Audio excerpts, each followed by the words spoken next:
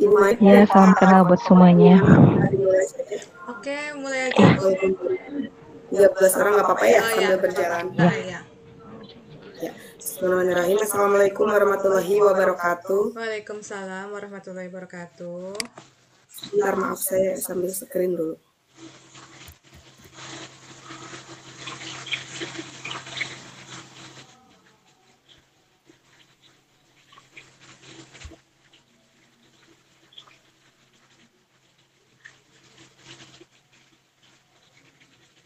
Bismillahirrahmanirrahim. Assalamualaikum warahmatullahi wabarakatuh. Selamat malam Bapak dan Ibu guru hebat semua di seluruh Indonesia. Waalaikumsalam warahmatullahi wabarakatuh. Saya ingin ucapkan terima kasih atas kehadiran semuanya di kegiatan webinar malam hari ini. Dan pertama saya ingin mengucapkan terima kasih kepada keynote speaker kami hari ini. Yang pertama kami memiliki Ibu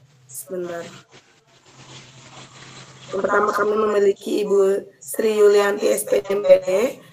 Beliau saat ini sedang mengikuti program dari UNESCO Indonesian Korea Teacher Exchange IKE 2023. Dan yang kedua, keynote speaker kami adalah Pak Asep Panjilesmana SS. Beliau adalah Duta Teknologi Jawa Barat 2019. Sekali lagi terima kasih kepada Bu Yanti dan Pak Asep yang sudah bersedia meluangkan waktunya di kegiatan webinar malam hari ini. Selanjutnya, saya juga ingin mengucapkan terima kasih kepada pemateri malam hari ini. Yang pertama, kami memiliki Ibu Maisaro SE, Sahabat Teknologi Jambi 2023 dari SMA Negeri 8, Ranjab Barat. Kemudian pemateri yang kedua, nanti kami memiliki Bapak Azwar Anas SPD, Sahabat Teknologi Aceh 2023 dari SMPS Sukma Bangsa. Dan nanti terakhir saya akan memberikan materi juga Asri Fikriani Sajidah, Sahabat Teknologi Jawa Barat 2023 dari SMA Negeri 1 Sukajaya, Kabupaten Bogor.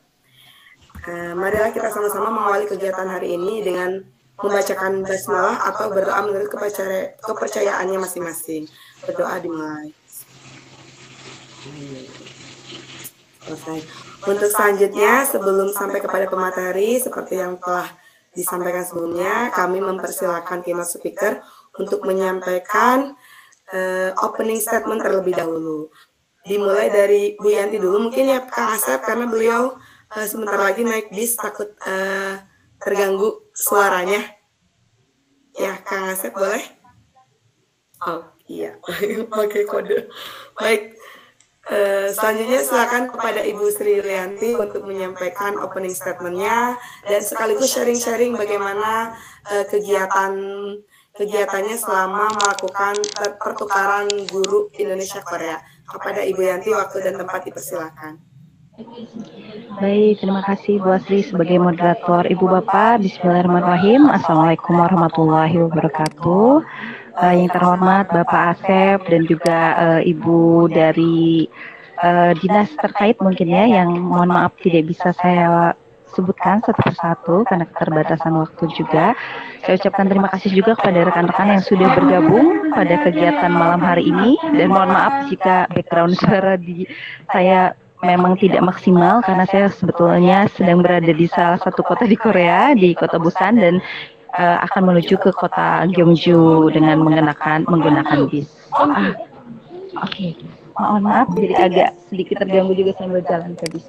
Baik, Ibu Bapak, secara detailnya mungkin untuk saya mengikuti program ini memang melalui sebuah seleksi yang cukup ketat, dan seleksinya ini dilakukan oleh pemerintah Indonesia, yaitu di Dinas Pendidikan Kementerian Republik Indonesia atau di GTK lebih tepatnya. Ya. Di bawah GTK ini kami diseleksi awalnya dengan 700 peserta, lalu mengecil ke tahap kedua sebanyak 32 peserta dan mengikuti seleksi di Jakarta sampai terpilih menjadi ada 8 orang peserta. Nah, dalam proses ini memang tidaklah mudah karena banyak hal yang kami harus lalui.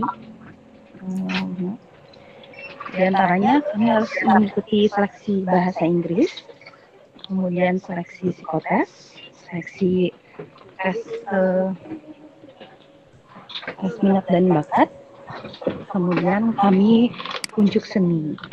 Dalam hal ini di tahun 2023 ini yang diseleksi adalah guru-guru dari tingkat SD, SMP, SMA, PNS dan non-PNS, dan kami melakukan seleksi ini sampai terpilih menjadi 8 orang.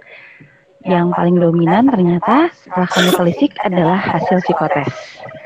Ya, secara hematnya mungkin memang hasil psikotes ini akan berdampak.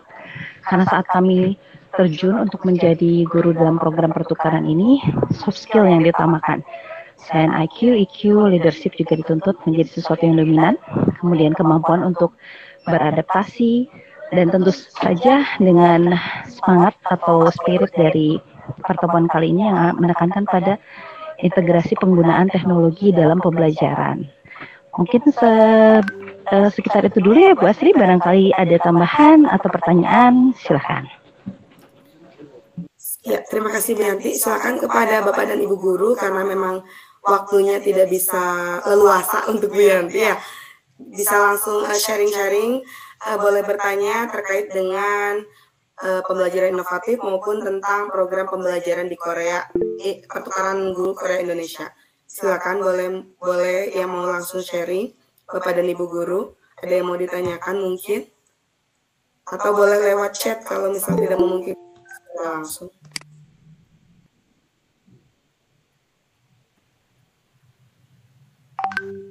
Tadi ada Ibu Ima ya, Bu Asri, yang tadi sudah mengacungkan tangan. Bu Ima. Bu Ima, silakan. Bu Ima boleh langsung di-unmute saja. Halo Ibu Ima. Atau yang lainnya boleh.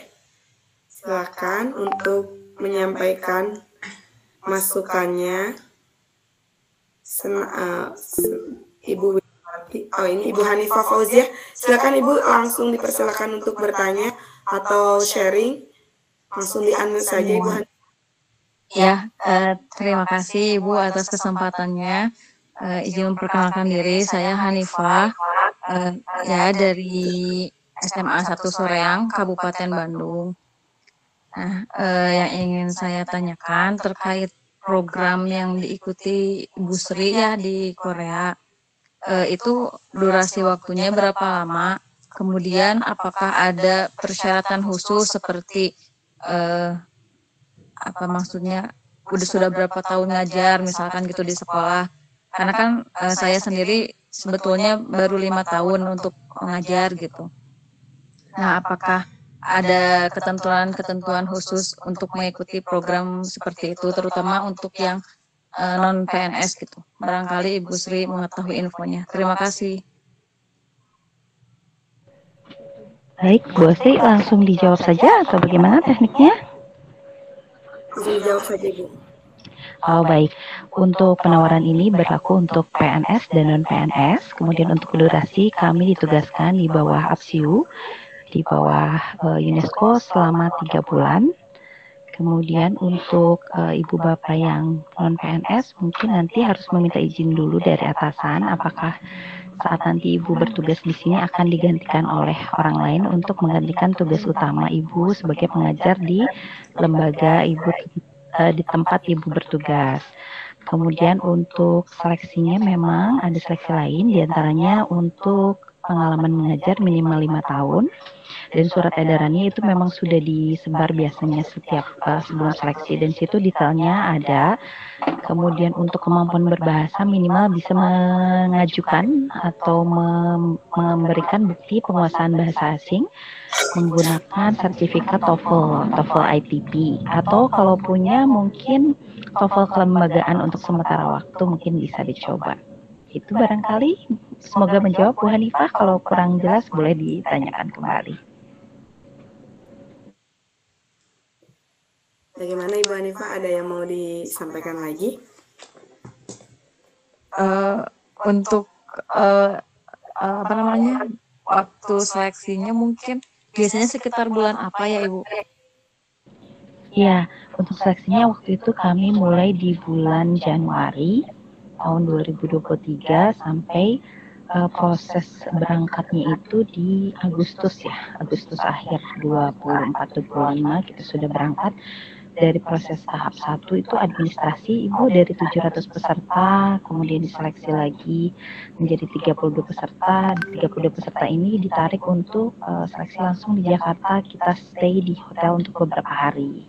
Seperti seleksi Indonesian Idol ya. Kita nari, unjuk seni, kemudian psikotes, mengerjakan soal bahasa Inggris. Soal bahasa Inggrisnya juga ada yang membuat esai, kemudian kita juga menganalisis. Kalau kasarnya sih seperti soal IELTS, Ibu, barangkali Ibu Bapak ada yang pernah melihat bagaimana soal IELTS itu bentuknya seperti apa. Ini IELTS-like. Biasanya kita kenalnya kan TOEIC-like, TOEFL-like. Sekarang udah berbasis IELTS-like. Jadi kemampuan writing, speakingnya di interview juga. Kemudian tes menunjukkan kemampuan berkesenian. Kalau saya waktu itu menunjukkan tari merak dan juga tari jaipongan dan melakukan presentasi dalam bahasa Inggris. Kemudian apa ya? Ada juga sih tes multiple choice juga ada. Begitu Bu Hanifah, gimana?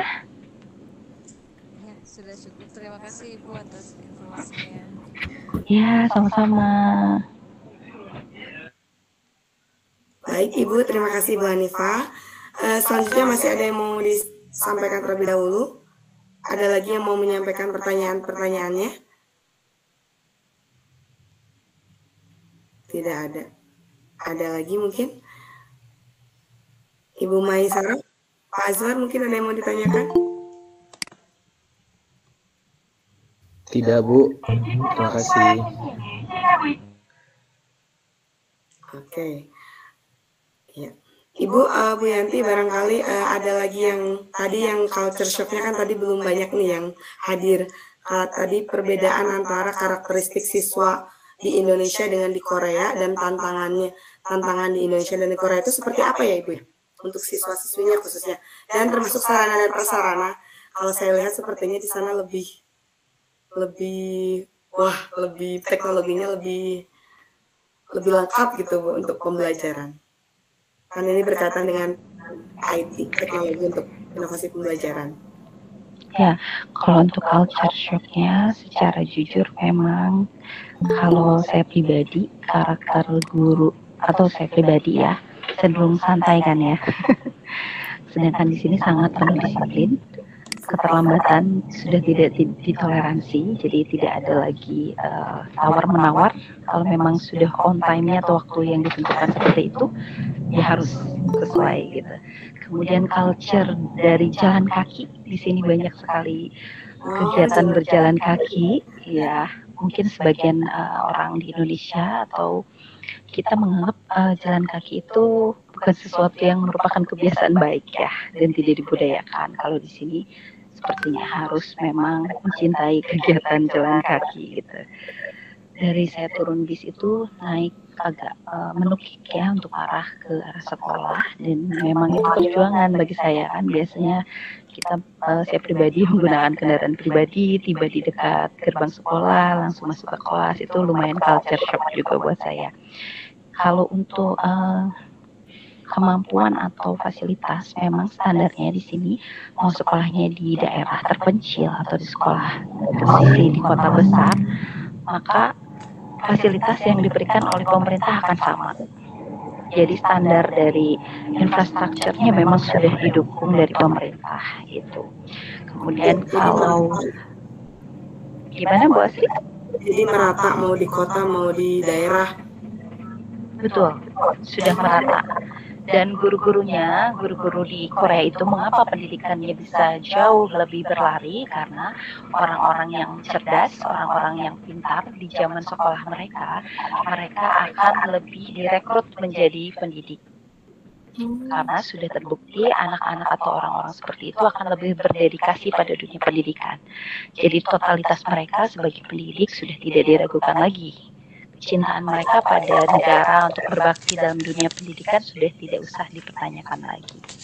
Itu yang saya amati. Kemudian selain dedikasi dari guru-gurunya juga memang peserta didiknya sudah dibentuk untuk disiplin ya, walaupun mungkin secara jujur untuk mata pelajaran yang saya ajarkan, karena saya sebetulnya backgroundnya kan guru bahasa Inggris ya di Indonesia. Tapi dari program UNESCO ini saya lebih fokuskan pada mengenalkan budaya atau bahasa atau segala apapun yang berkaitan dengan Indonesia. Nah, mungkin secara jujur tidak semua siswa memiliki minat yang sama dengan mempelajari budaya gitu. Saat menghadiri kelas saya mungkin ada juga yang sebagian tidak memiliki motivasi tinggi, yaitu di situ challenge-nya ya. Tantangan kita bagaimana kita membentuk engagement dengan peserta didik, bagaimana kita menggunakan scaffolding, bagaimana kita menyusun pembelajaran yang student-centered, itu tidaklah mudah. Di situ ada tantangan. Kemudian sambil kami mengajar juga kami diminta untuk membuat proyek akhir. Proyek akhirnya saya maksimalkan untuk melakukan research saya, karena saya interestednya di QR code and improving, kalau sebelumnya improving students vocabulary. Kalau saya sekalian di sini melakukan research dalam melihat bagaimana student centered ini disupport dengan penggunaan quick response code. Mungkin itu Bu Asri. Baik, terima kasih Ibu. Iya, Berarti sama-sama. totalitas dan dedikasi yang tinggi dari guru juga sama juga dengan totalitas dan dedikasi dari pemerintah itu sendiri mungkin ya Bu ya. Jadi seimbang. Betul. Ya.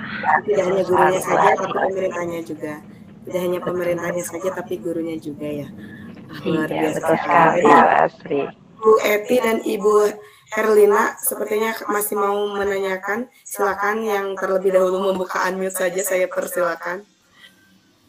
Boleh Ibu Lina dulu, boleh Ibu Eti terlebih dahulu. Yang sudah siap. Ibu Eti dulu. Baik, ya. Terima kasih. Sangat luar biasa bisa berkenalan dengan Ibu, dan ya saya juga adalah buka-buka ternyata menemukan webinar ini.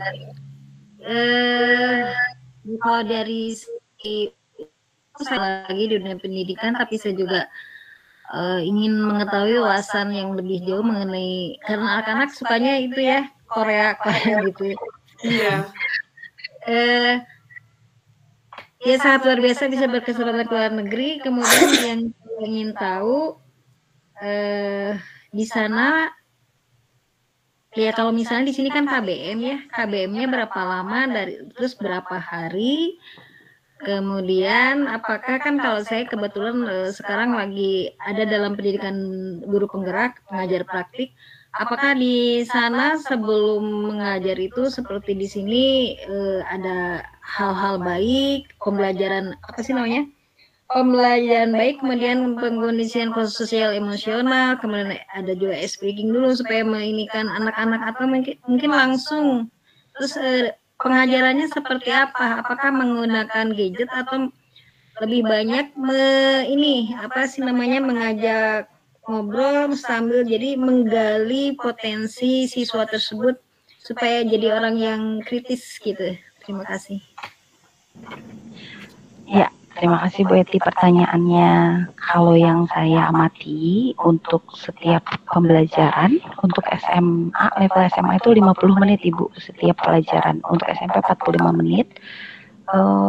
Dalam pertemuan yang saya amati di sekolah, anak itu hadir pukul 8.20 sampai 8.50 itu adalah tugas dari wali kelas.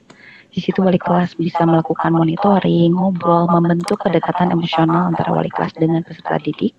Kemudian mulai pembelajaran, antar satu pelajaran dengan pelajaran lain ada jeda 10 menit di mana siswa boleh istirahat dulu.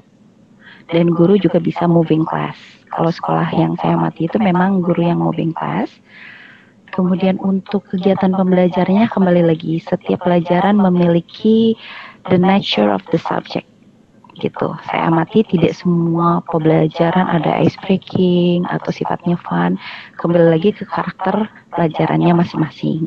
Kalau saya pribadi dengan mengajarkan budaya Indonesia, saya usahakan ada ice breaking atau hal-hal yang memang sifatnya fun untuk peserta didik gitu.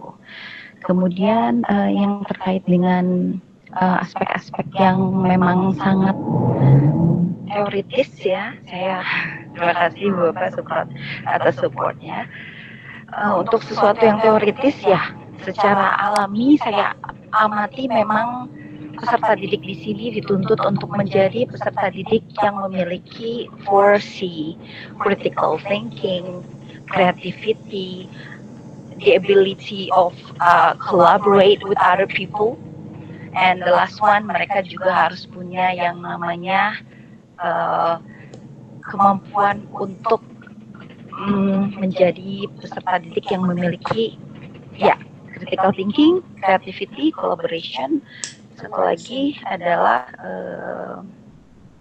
mungkin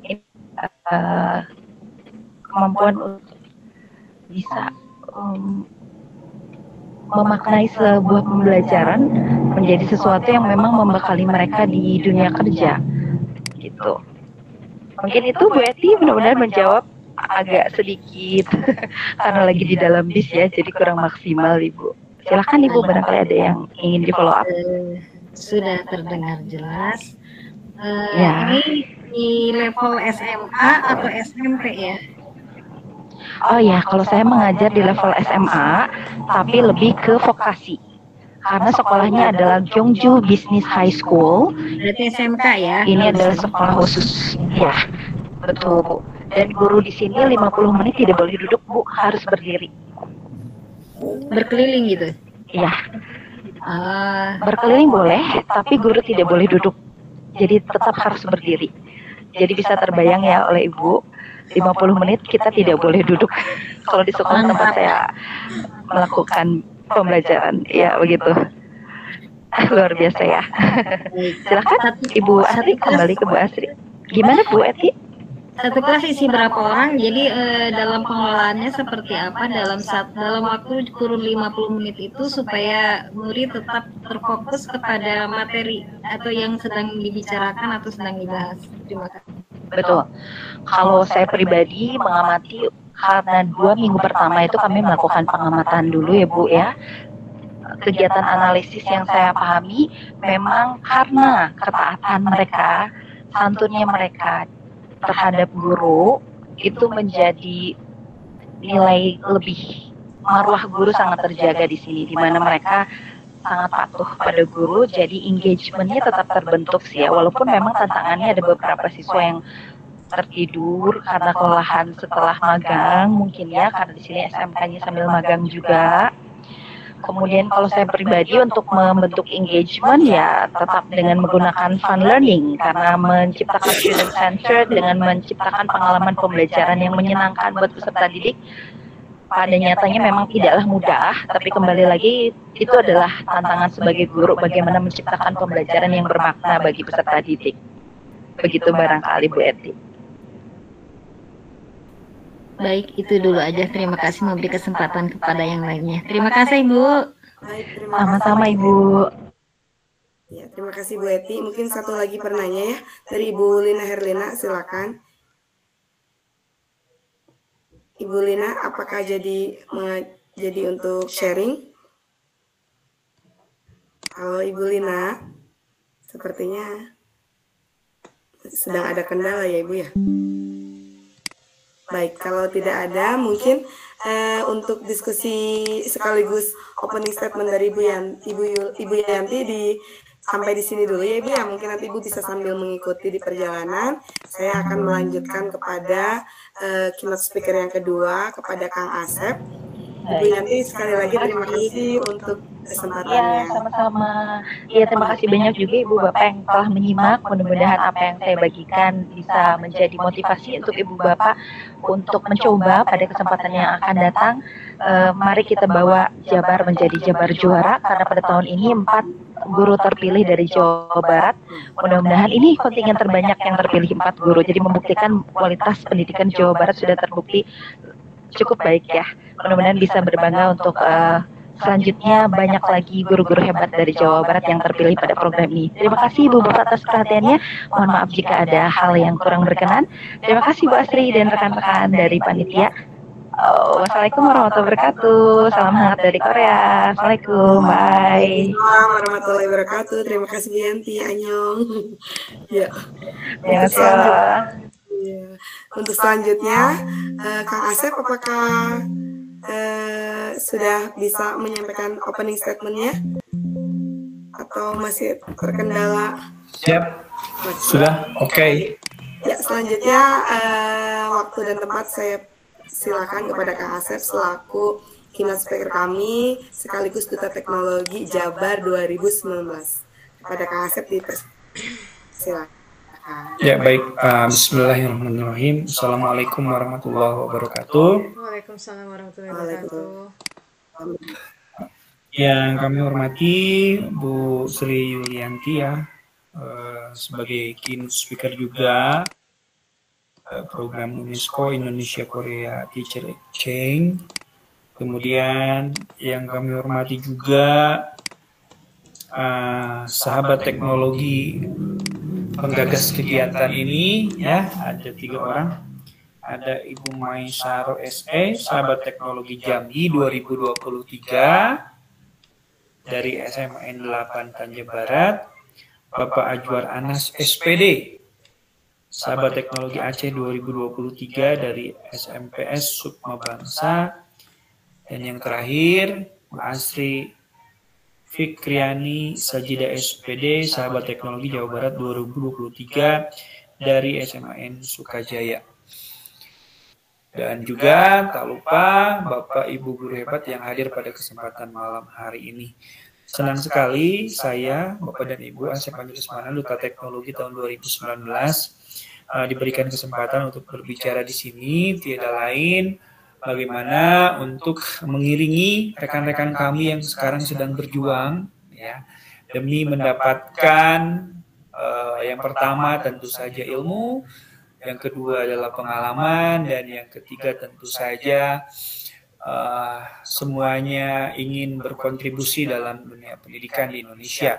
Dan syukur alhamdulillah kalau seandainya nanti bonusnya bisa dinobatkan menjadi Duta Teknologi tahun 2023 ini. Baik, yang pertama saya mewakili rekan-rekan Duta Teknologi yang lain dari Aceh sampai Papua. Tentu saja sangat berbahagia dengan inisiatif rekan-rekan semuanya yang malam ini sudah menggagas kegiatan ini. Ada lintas kolaborasi ya, jadi tidak hanya kolaborasi terjadi di provinsi masing-masing, tetapi juga terjadi koordinasi antara sahabat teknologi yang ada di Aceh, di Jambi, dengan di Jawa Barat. Tentu saja ini adalah hal yang sangat baik dan perlu dan tentu harus juga kita upayakan untuk lebih intensitasnya untuk lebih ditingkatkan lagi gitu ya, karena kita bisa bersilaturahmi dengan semuanya. Nah, bagi Bapak dan Ibu yang hadir pada kesempatan kali ini, rekan-rekan yang sudah terpilih di 30 besar provinsinya masing-masing ini sedang berjuang ya, sedang berjuang untuk menyelesaikan berbagai macam tugas, berbagai macam tagihan ya, dan tentu saja ini memerlukan dukungan kita semua ya. Minimal kita bisa mengapresiasi, kita bisa menghadiri webinarnya, dan kita juga bisa memberikan umpan balik kepada mereka agar mereka nantinya bisa melaksanakan tugas-tugasnya dengan maksimal. Saya sendiri dulu sama seperti rekan-rekan semuanya pada malam hari ini ya, sama berbagi juga, sama membuat vlog juga, sama membuat blog juga, dan juga sama juga membuat video pembelajaran.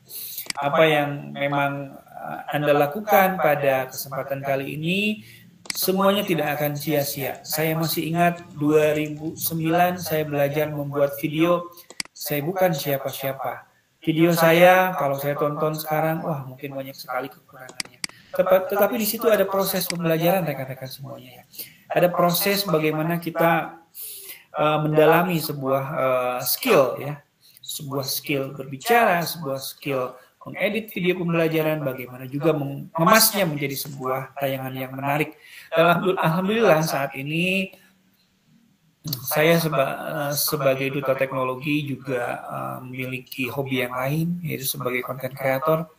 Dan alhamdulillah channel YouTube saya sudah 40.000 subscriber dengan konten-konten yang selalu saya perbaharui setiap harinya. Ini menunjukkan bahwa apa yang sudah kita lakukan di masa sebelumnya ternyata tidak sia-sia. Proses tidak akan mengkhianati hasil. Oleh karena itu, mari rekan-rekan semuanya tetap semangat ya. Para sahabat teknologi yang hadir pada kesempatan malam hari ini, silahkan. Ini panggung Anda, ini saatnya Anda untuk berkarya, berkolaborasi, dan tentu saja berkontribusi untuk dunia pendidikan di Indonesia. Mungkin itu yang bisa saya sampaikan pada kesempatan malam hari ini. Terima kasih. Wabillahi taufiq wal hidayah. Wassalamualaikum warahmatullahi wabarakatuh. Waalaikumsalam warahmatullahi wabarakatuh. Terima kasih Pak. Terima kasih Pak Asep yang sudah menyampaikan opening statement yang luar biasa, memotivasi kita para guru untuk belajar dan berkarya dan mau berani memulai segala sesuatunya dari nol ya Pak. Betul. Dari memang tidak bisa menjadi bisa dan semakin bisa dan tetap sharing dengan teman-teman, karena yang paling penting ketika bisa harus mau praktik baik, mau berbagi untuk teman-teman guru yang lainnya. Nah, selanjutnya saya langsung pada materi dan langsung saya serahkan kepada pemateri yang pertama, yaitu Ibu Maisaroh selaku Duta Teknologi Jambi, sahabat Duta Teknologi Jambi 2023. Kepada Ibu Maisaroh, waktu dan tempat disilahkan. Terima kasih Bu Asri. Selamat malam Bapak Ibu semua. Assalamualaikum warahmatullahi wabarakatuh. Apakah suara saya kedengaran? Dengar Ibu jelas. Oke, siap. Terima kasih Bu Asri. Sebelum mulai acara ini, saya ingin berpantun dulu. Tidak afdal kalau orang Sumatera itu tidak berpantun. Malam minggu duduk berempat,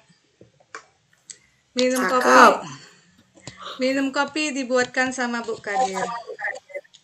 Salam sehat untuk semua sahabat. Terima kasih karena sudah hadir. Iya, sama-sama Ibu. Izin share screen ya Bapak Ibu semua. Sebentar.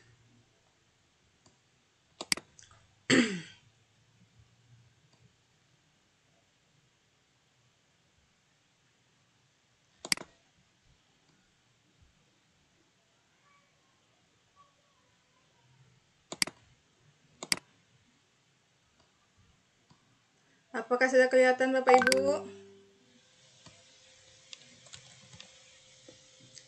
Kelihatan kah? Yes, sudah ada Ibu.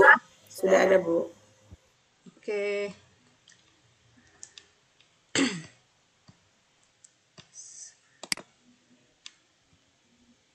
Baik Bapak Ibu semua, pada malam hari ini saya ucapkan terima kasih juga pertama kali untuk Bu Asri ini yang ngajak collab untuk berkolaborasi, berbagi praktik baik sahabat teknologi di tahun 2023 ini. Terima kasih juga kepada Bapak Azwar Anas yang sudah memberi kesempatan juga kepada saya untuk mengadakan kolaborasi ini. Terima kasih kepada Bapak Ibu semua yang sudah hadir pada malam hari ini. Izinkan saya untuk berbagi praktik baik yang telah saya lakukan selama saya bertugas di SMA Negeri 8 Tanjung Jabung Barat. Tak kenal maka tak tahu ya Bapak Ibu ya. Ini slide perkenalan saya. Saya perkenalkan, saya Maisarah. Saya adalah guru di SMA Negeri 8 Tanjung Jabung Barat di Provinsi Jambi.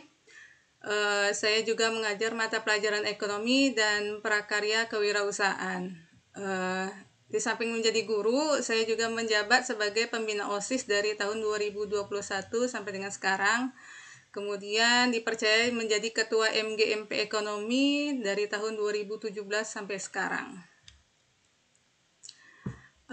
Mungkin dari sisi berbagi praktik baiknya, dari sisi mungkin bukan dari sisi konten ya Bapak Ibu, mungkin dari sisi pengalaman yang saya dapatkan selama ikut pembatik ini.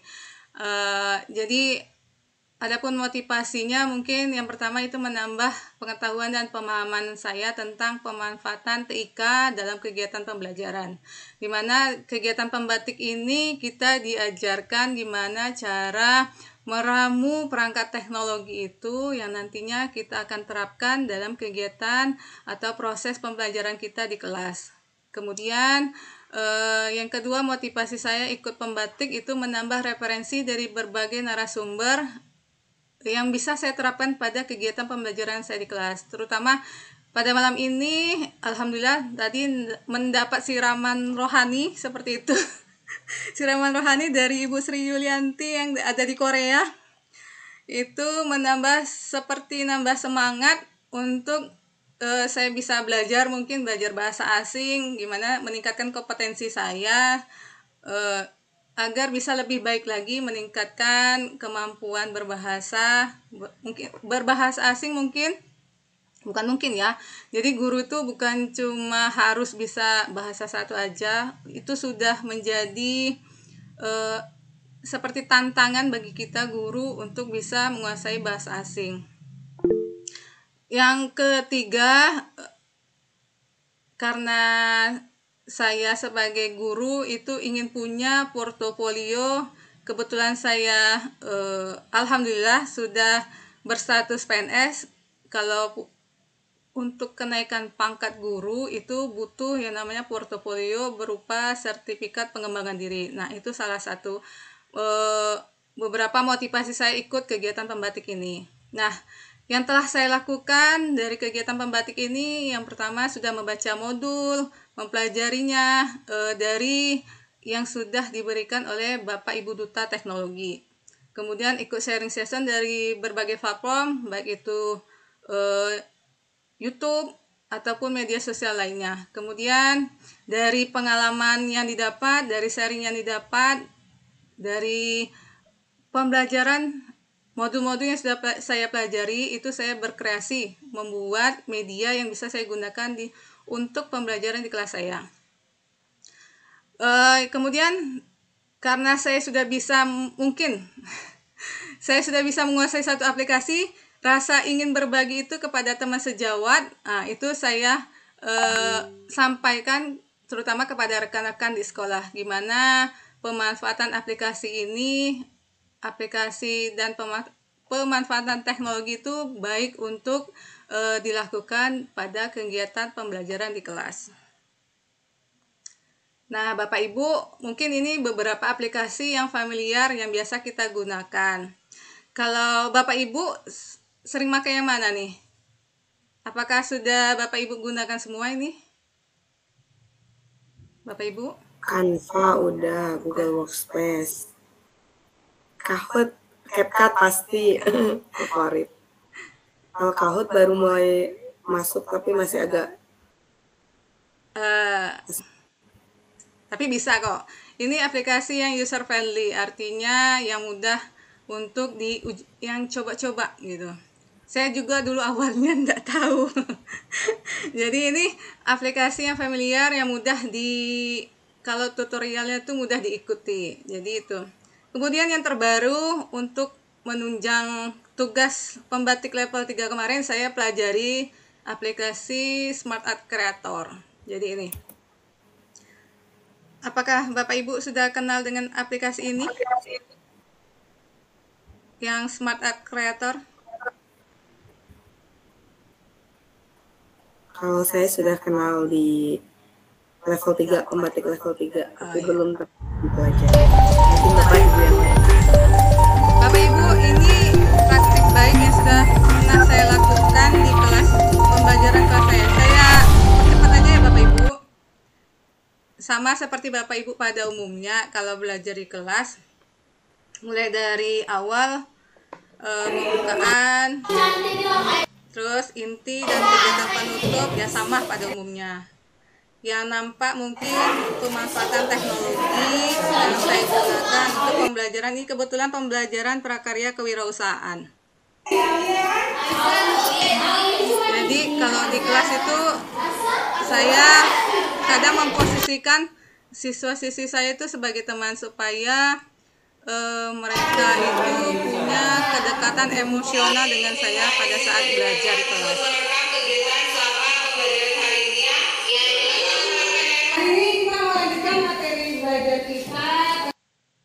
Ini kebetulan ngerekamnya mendadak dangdut gitu, enggak di setting-setting. Jadi ini kebetulan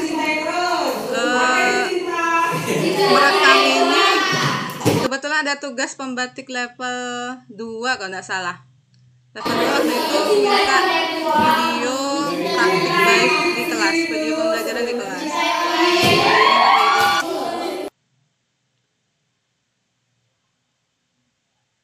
Sepertinya jaringan. Saya skip aja ya Bapak Ibu. Nah, ini media pembelajaran multimedia pembelajaran interaktif yang saya buat pada tugas pembatik level 3 menggunakan aplikasi Smart Art Creator. Untuk tampilannya sebentar.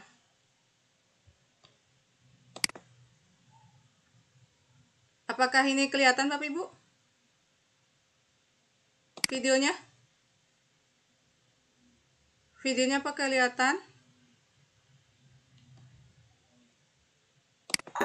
Belum, videonya belum Ibu. Oh, videonya belum ya? Sebentar. Belum.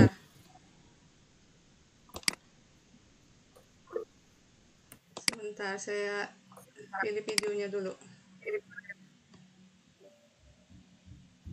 Nah, ya. Close dulu aja Bu. Nah, iya. PowerPoint-nya. Screen-nya. Yang ini kelihatan? Kelihatan? Iya, Ya, ada. Ini kalau yang saya buat ini menggunakan aplikasi Smart Art Creator. Di sini ada yang namanya multimedia, itu kan memasukkan berbagai media ke dalam suatu media pembelajaran.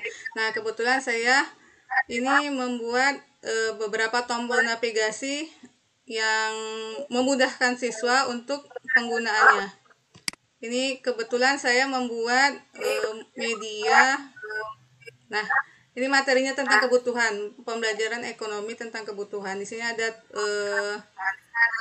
petunjuk sebelum permainan, klik tombol play. Kalau kita klik tombol play, dia akan bermain.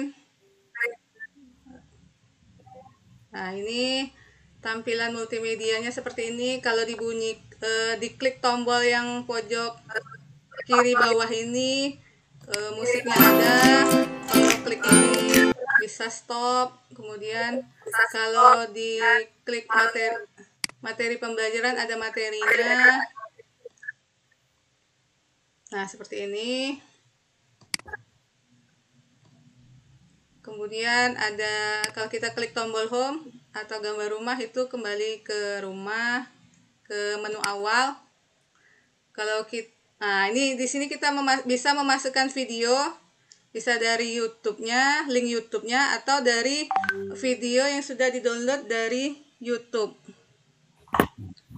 yang sudah disimpan di laptop Bapak Ibu. Ini bisa langsung diputar oleh siswa. Kebutuhan adalah tuntutan pemenuhan terhadap suatu keinginan akan barang atau jasa. Kemudian, saya rasa seperti itu Bapak Ibu.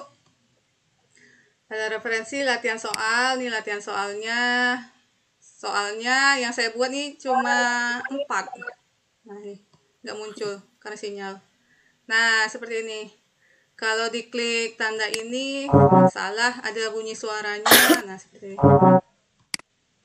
Nah, seperti itu Bapak Ibu. Jadi itu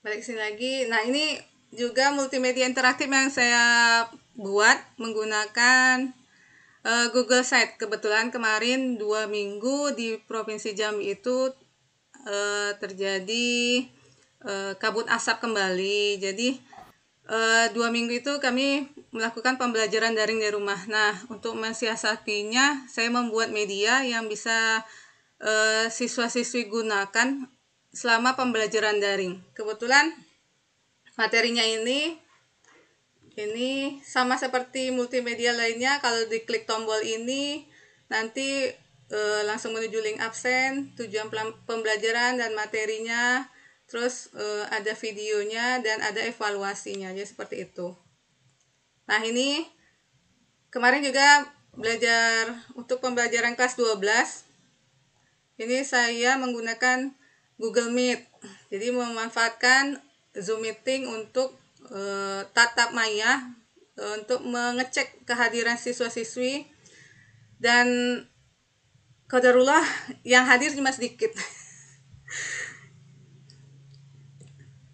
Nah, yang ini mungkin pemanfaatan Google Workspace untuk kegiatan di OSIS yang saya bina. Nah, ini dokumentasi kegiatan selama pemanfaatan TIK.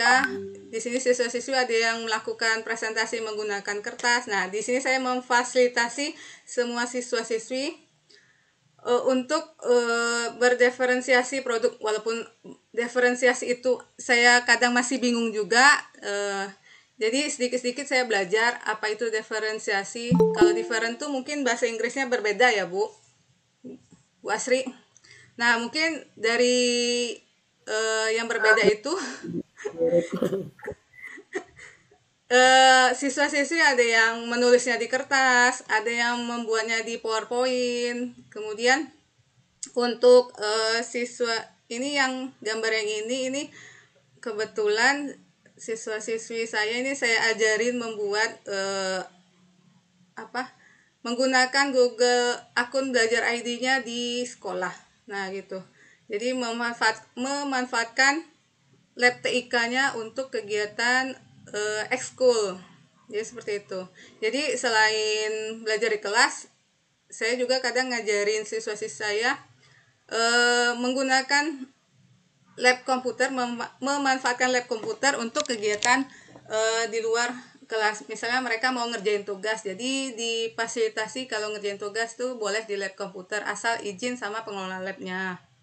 Nah, ini presentasi. Waalaikumsalam warahmatullahi wabarakatuh. Juga pembelajaran proyek membuat lilin aromaterapi dari minyak jelantah. Jadi seperti ini, mereka bakal presentasi. Sebelumnya mereka ini ada merekam video ya. Nah, ini merekam video karena proyeknya 1 minggu. Karena keterbatasan alat dan bahan di sekolah, jadi mereka buatnya di rumah, tetap divideokan. Nah, mereka buat sendiri videonya menggunakan aplikasi Capcut. Kalau siswa itu udah familiar dengan Capcut. Nah, jadi ini kesimpulan slide terakhir. Kenapa guru itu harus berubah? Guru juga harus melek teknologi. Kenapa perubahan zaman itu berubah itu keharusan, karena kedepannya kita yang dulu, cara belajar kita yang dulu itu berbeda dengan cara siswa-siswi kita yang sekarang. Mungkin yang sekarang baru lahir aja mungkin sudah melek teknologi dibandingkan kita yang dahulu, yang generasi tahun 90-an atau 80-an gitu Bapak Ibu, atau ada lagi yang di bawah itu. Kalau saya generasi 80-an.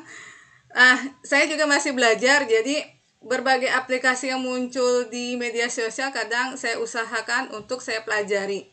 Walaupun sedikit, saya intip-intip gimana caranya bisa seperti ini, bisa seperti itu. Kemudian, mari kita ciptakan pembelajaran yang menarik dan menyenangkan agar murid kita punya pengalaman belajar. Jadi, pengalaman di kelas pada saat pembelajaran itu lebih penting. Kadang saya merasa lebih penting ketimbang materi yang saya sampaikan. Perasaan bahagia siswa pada saat kita keluar kelas, setiap akhir pembelajaran itu kadang itu yang ditunggu-tunggu ketimbang walaupun mereka dapat nilai rendah secara kognitif, tapi mereka bisa berpikir kritis, bisa berkolaborasi, bisa berkomunikasi dengan sesama teman anggota kelompok. Nah, itu yang pengalaman itu yang mungkin sulit didapatkan. Jadi pengalaman itu yang ingin saya ciptakan selama pembelajaran di kelas. setiap akhir pembelajaran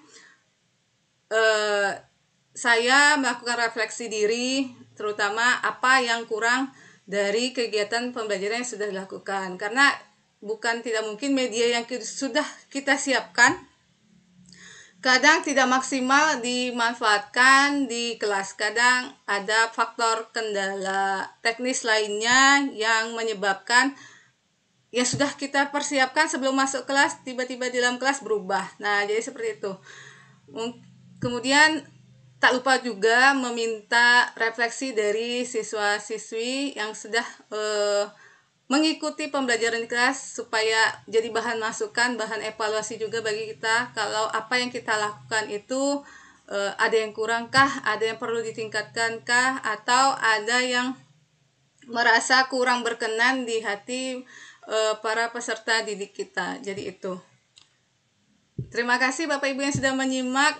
Mari kita saling berkolaborasi, saling berbagi untuk meningkatkan kualitas pendidikan di negara kita, menciptakan manusia-manusia hebat, lebih hebat dari kita, karena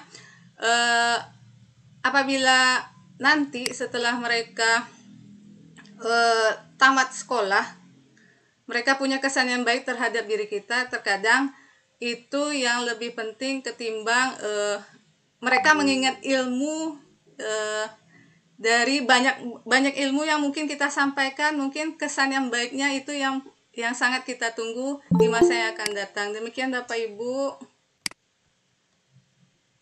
Sekian dari saya. Terima kasih. Kembali ke moderator.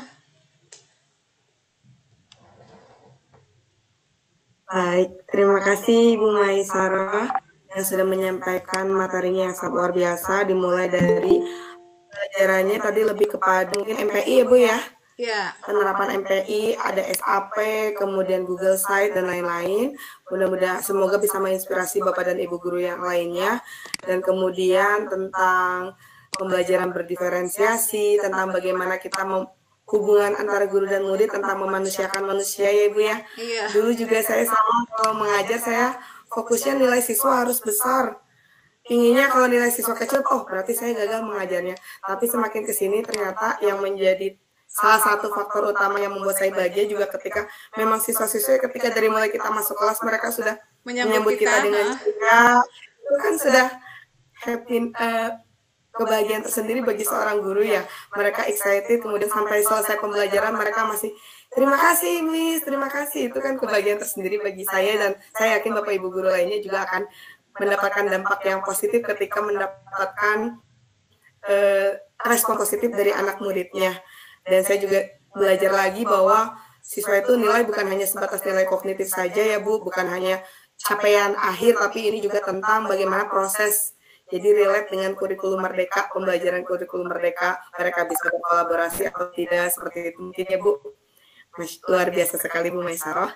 Untuk pertanyaannya nanti ditampung ya Bapak dan Ibu setelah pemateri yang ketiga. Jadi selanjutnya saya serahkan kepada pemateri yang kedua, kepada Bapak Azwar Anas. Waktu dan tempat dipersilahkan. Baik, terima kasih Miss Asri. Mohon izin, suara saya kedengar. Di sini agak sedikit gangguan jaringan, nggak tahu nih kenapa. Kedengar Bapak jelas. Kedengaran jelas. Siap. Saya izin off kamera ya, soalnya ada something trouble nih jaringannya. Baik, Assalamualaikum warahmatullahi wabarakatuh. Waalaikumsalam warahmatullahi wabarakatuh.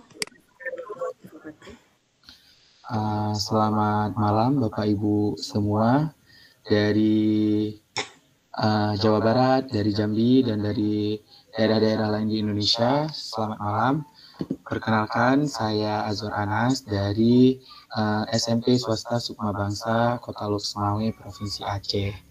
Ya, alhamdulillah senang sekali, bahagia sekali pada malam yang berbahagia ini bisa membersamai Bapak Ibu semua dalam sesi webinar kali ini. Kita akan berbagi praktik baik. Saya juga merupakan salah satu sahabat teknologi dari kegiatan pembatik dari Provinsi Aceh. Baik, izin malam ini saya ingin berbagi praktik baik tentang penerapan teknologi dalam pembelajaran yang sudah pernah saya lakukan. Dan tentunya ini tanpa bermaksud menggurui, tapi kita sama-sama sharing dan berbagi. Mungkin ada hal nanti yang bisa kita adopsi, bisa kita jadikan semacam inspirasi atau inovasi untuk pembelajaran kita di kelas bersama anak-anak. Ya, baik, izin saya share screen-nya.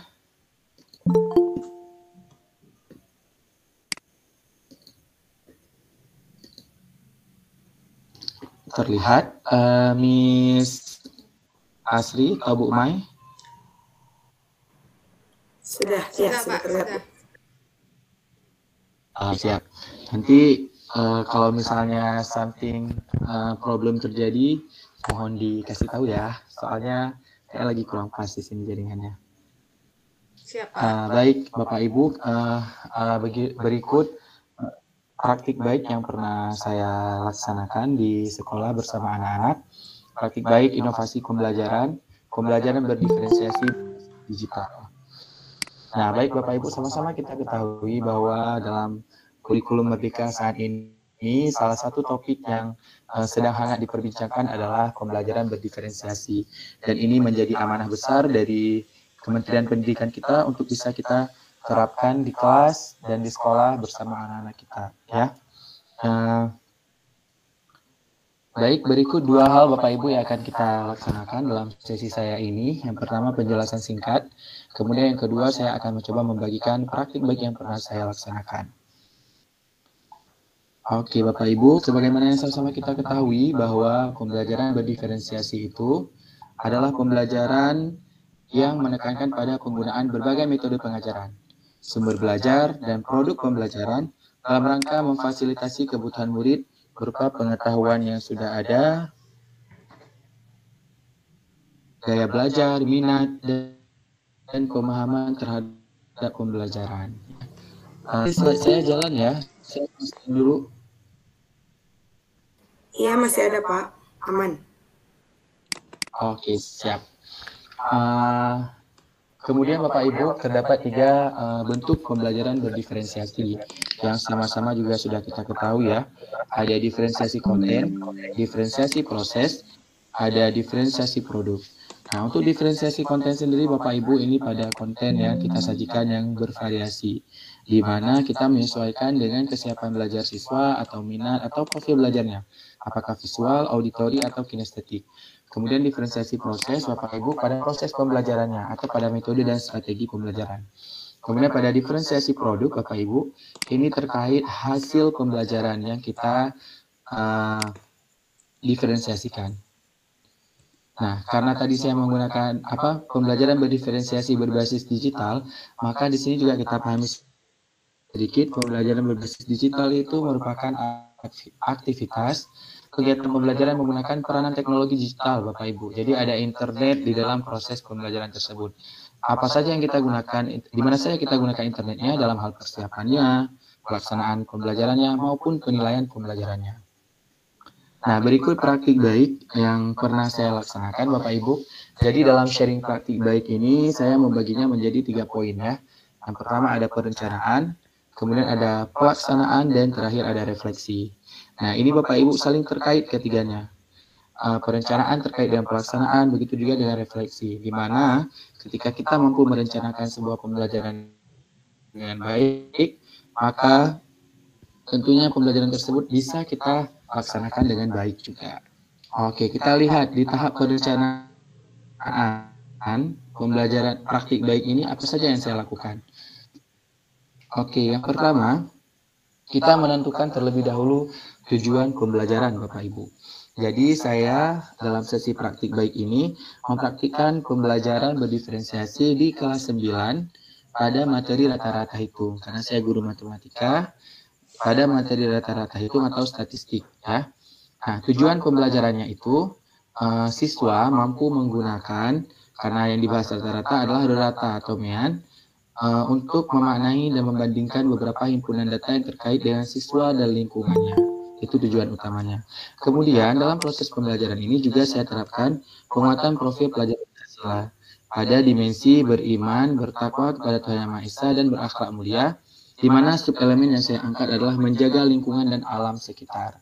Jadi, produk yang ingin saya sajikan adalah kepedulian siswa terhadap lingkungan. Saya mencoba mengaitkan matematika dengan lingkungan siswa agar sejalan dengan P5 pada elemen subelemen menjaga lingkungan dan alam sekitar. Seperti apa pembelajarannya? Mari kita lihat Bapak Ibu.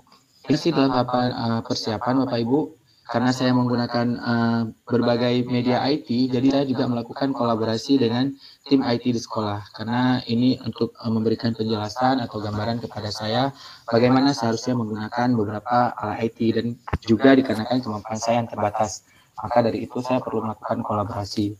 Kemudian Bapak Ibu, juga saya melakukan kolaborasi atau dengan konselor sekolah, ya. Ini kalau konselor sekolah mungkin dikenal juga dengan guru BP gitu ya. Ini juga saya melakukan kolaborasi. Next, nah ini asesmen awal Bapak Ibu, asesmen non-kognitif. Karena saya ingin menerapkan pembelajaran berdiferensiasi, maka saya harus mengetahui terlebih dahulu gaya belajar siswa Bapak Ibu. Apakah visual, auditori, dan kinestetik. Sebagaimana yang kita tahu ada 3 jenis tersebut. Maka saya melakukan asesmen di awal, yaitu asesmen non-kognitif untuk melihat gaya belajar siswa. Ini menggunakan Google Form, dan ini hasil diskusi dengan konselor tadi Bapak Ibu. Jadi saya meminta bantuannya untuk melakukan asesmen ini. Next, saya juga melakukan asesmen kognitif untuk membentuk kelompok siswa, jadi tidak serta-merta langsung dipilih kelompok 1, 2, 3, dan seterusnya, tapi ada asesmen dulu. Nah, asesmen kognitif ini adalah pemberian soal-soal awal atau pemahaman awal siswa tentang materi yang akan dipelajari. Dan ini tujuannya adalah untuk membagi kelompok siswa agar siswa dengan tingkat kemampuan tinggi itu tidak bertumpuk di satu kelompok. Tingkat kemampuan sedang atau rendah juga tidak bertumpuk di satu kelompok, tapi tersebar di beberapa kelompok. Nah, ini proses asesmennya Bapak Ibu, asesmen non-kognitif yang siswi perempuan ini. Mereka sedang menjawab survei yang saya berikan melalui Google Form, ada beberapa pertanyaan.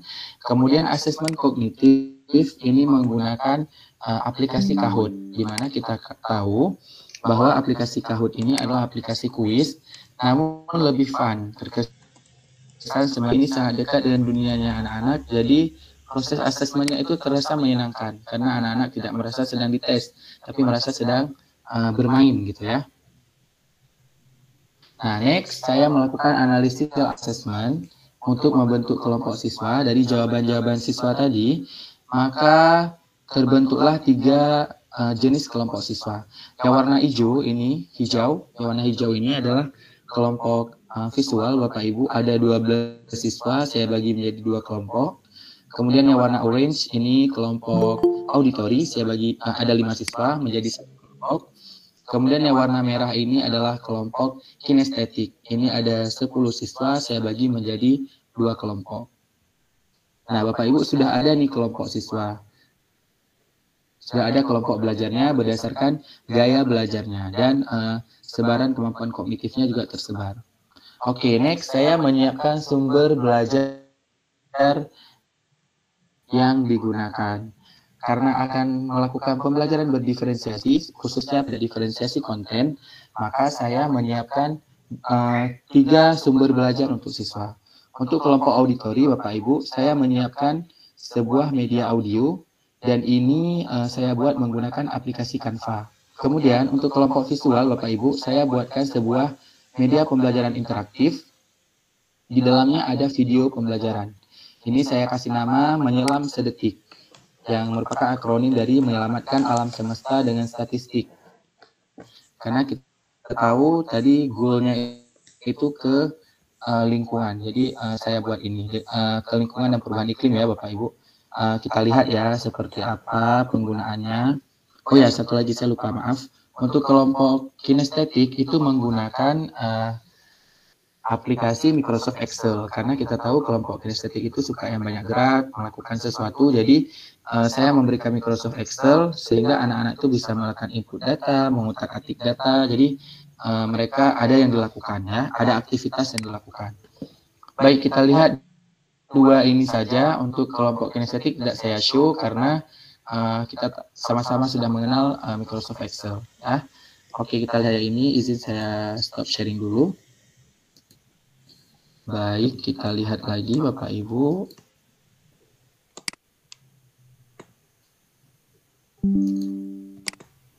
Sebentar. Nanti kalau tidak kedengaran suaranya, Miss Asri mohon disampaikan ya. Tapi semoga terdengar. Siap.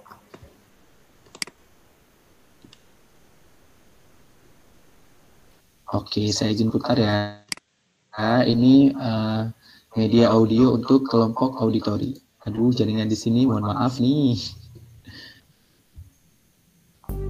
Halo semuanya, kali ini terdengar Miss Asri? Cara menentukan rata-rata nilai dari suatu data statistik. Disadari atau tidak? Miss Asri terdengar? Siap, saya putarkan. Ya, terdengar jelas, Pak. Jelas. Wah, mohon maaf Bapak Ibu, saya terkendala sekali malam ini. Sampai saya harus keluar dari rumah, cari tempat lain, tapi masih terkendala juga. Nggak tahu kenapa ya. Ini saya udah cari tempat di luar loh. Ya, begitu ya Bapak Ibu. Mungkin sekilas aja ya saya putarnya ya. Jadi, beginilah media auditori untuk kelompok auditori yang saya rekam suara saya sendiri, kemudian saya edit menggunakan aplikasi digital Canva.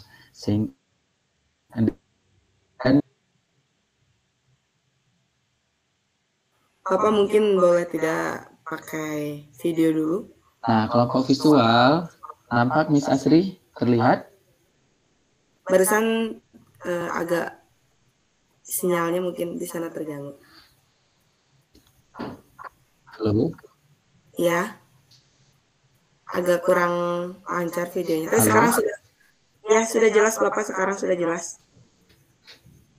Ya, ini visual untuk kelompok visual ya. Jadi saya menggunakan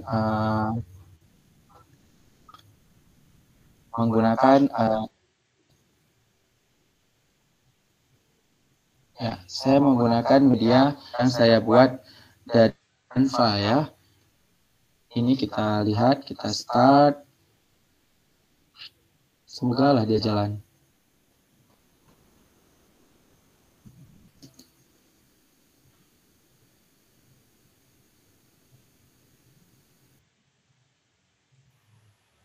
Sepertinya sinyalnya terganggu ya, Pak.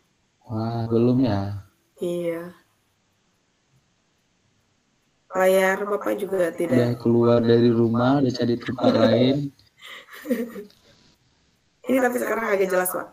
Oh my God. Sudah Pak, sudah jelas. Dicoba lagi.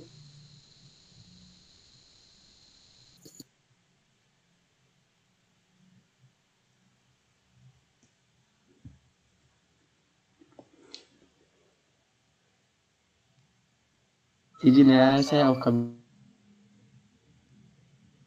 Iya Bapak, mangga. Silakan.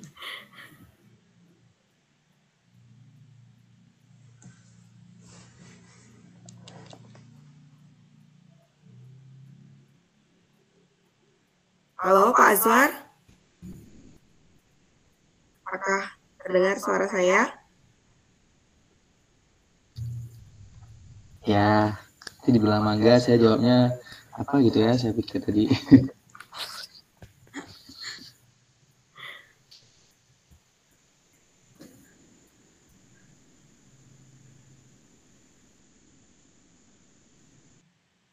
Bagaimana Pak, ini tidak ada suaranya? Ibu Maisara, apakah terdengar suara Pak Azwar? Sepertinya nggak ada, Bu. Sinyalnya Nge-freeze di mungkin. saya. Ini ya sama Pak Azwar. Padahal tadi lancar ya, awal-awal.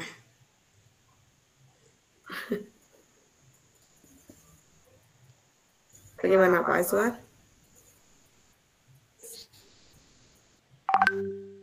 Oh, malah left the meeting.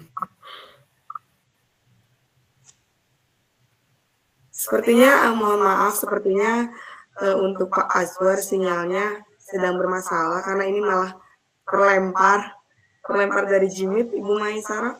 Iya nih, Bu Asri. Bentar, bisa masuk nggak Pak Azwarnya? Mohon maaf ya Bapak dan Ibu, beginilah kalau kita salah satu kendala dari teknologi. Iya. Berkaitan dengan sinyal. Bapak Ibu yang lain barangkali ada yang mau di-sharing-sharing sebentar sambil menunggu Pak Azwar bisa masuk lagi ke Jimit.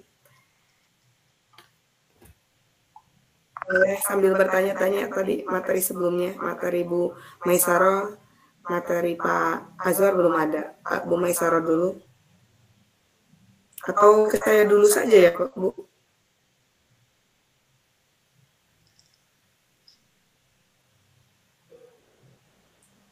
Kita tunggu 1 menit aja dulu, Bu. Ya. Mudah-mudahan bisa masuk.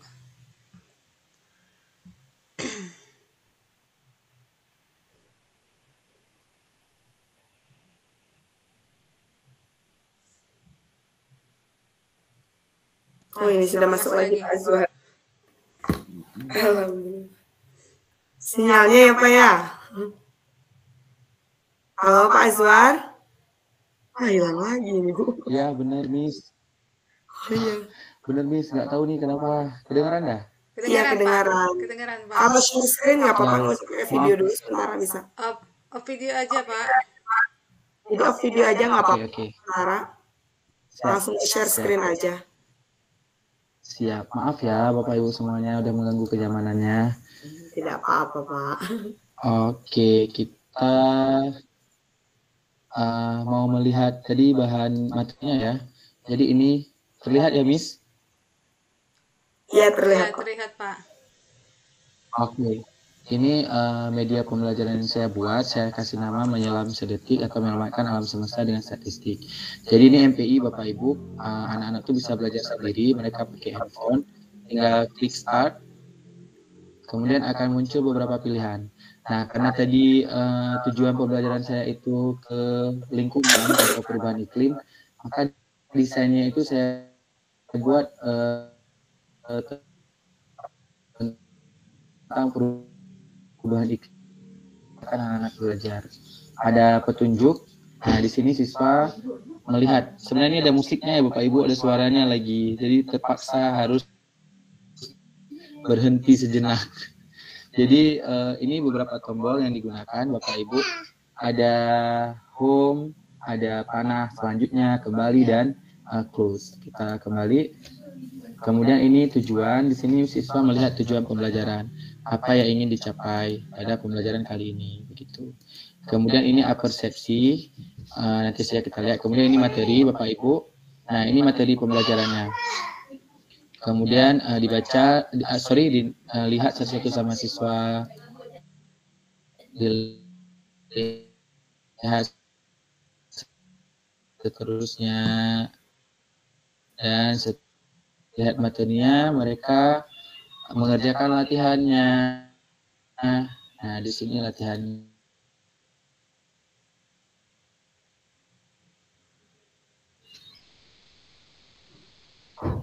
Berapa Miss Asri? Tahu nggak? Aduh, guru bahasa Inggris. Kita coba Jangan ditanya matematika. jawab yang A deh ya. Ya, oke. Kalau A jawabannya benar, muncul kayak gini. Oke. Nah, tadi karena saya juga kontennya itu mau dikaitkan ke perubahan iklim dan lingkungan, jadi saya kasih soal itu, ini ada datanya Bapak Ibu ya, harusnya muncul, tapi karena jaringan. Ini data jumlah RW terdampak banjir di DKI Jakarta dalam kurun waktu 5 tahun terakhir. Jadi data-data yang saya berikan dalam soal itu mengarah kepada lingkungan Bapak Ibu. Kita lihat lagi ya. Kita lihat lagi misalnya nomor 3. Ini tentang kebakaran hutan di Indonesia sejak 2015 sampai 2019. Jadi self awareness-nya anak-anak tidak bisa ditingkatkan oleh soal ini. Misalnya jawabannya itu A. Wah, belum tepat, silakan coba lagi gitu ya. Dan seterusnya Bapak Ibu. Ada 5 soal. Kemudian ada tugas juga yang harus dikerjakan di sini. Nah, tugasnya itu saya berikan data juga, tapi nanti aja saya jelaskan di akhir ya. Kita kembali ke home dan kita close dulu. Itu dia media untuk pembelajaran kelompok visual ya Bapak Ibu ya. Jadi nah itu media pembelajaran untuk kelompok visual. Tadi kelompok auditori sudah kita lihat ada audionya, kelompok visual sudah ada MPI yang ada isinya video. Next tadi saya juga sudah sampaikan kalau kelompok kinestetik mereka menggunakan Microsoft Excel. Oke ya, kita lanjut. Lanjut ke presentasi ya. Terlihat ya, Miss? Kelihatan, Pak. Iya, terlihat. Oke. Siap. Tadi sudah sampai sini ya.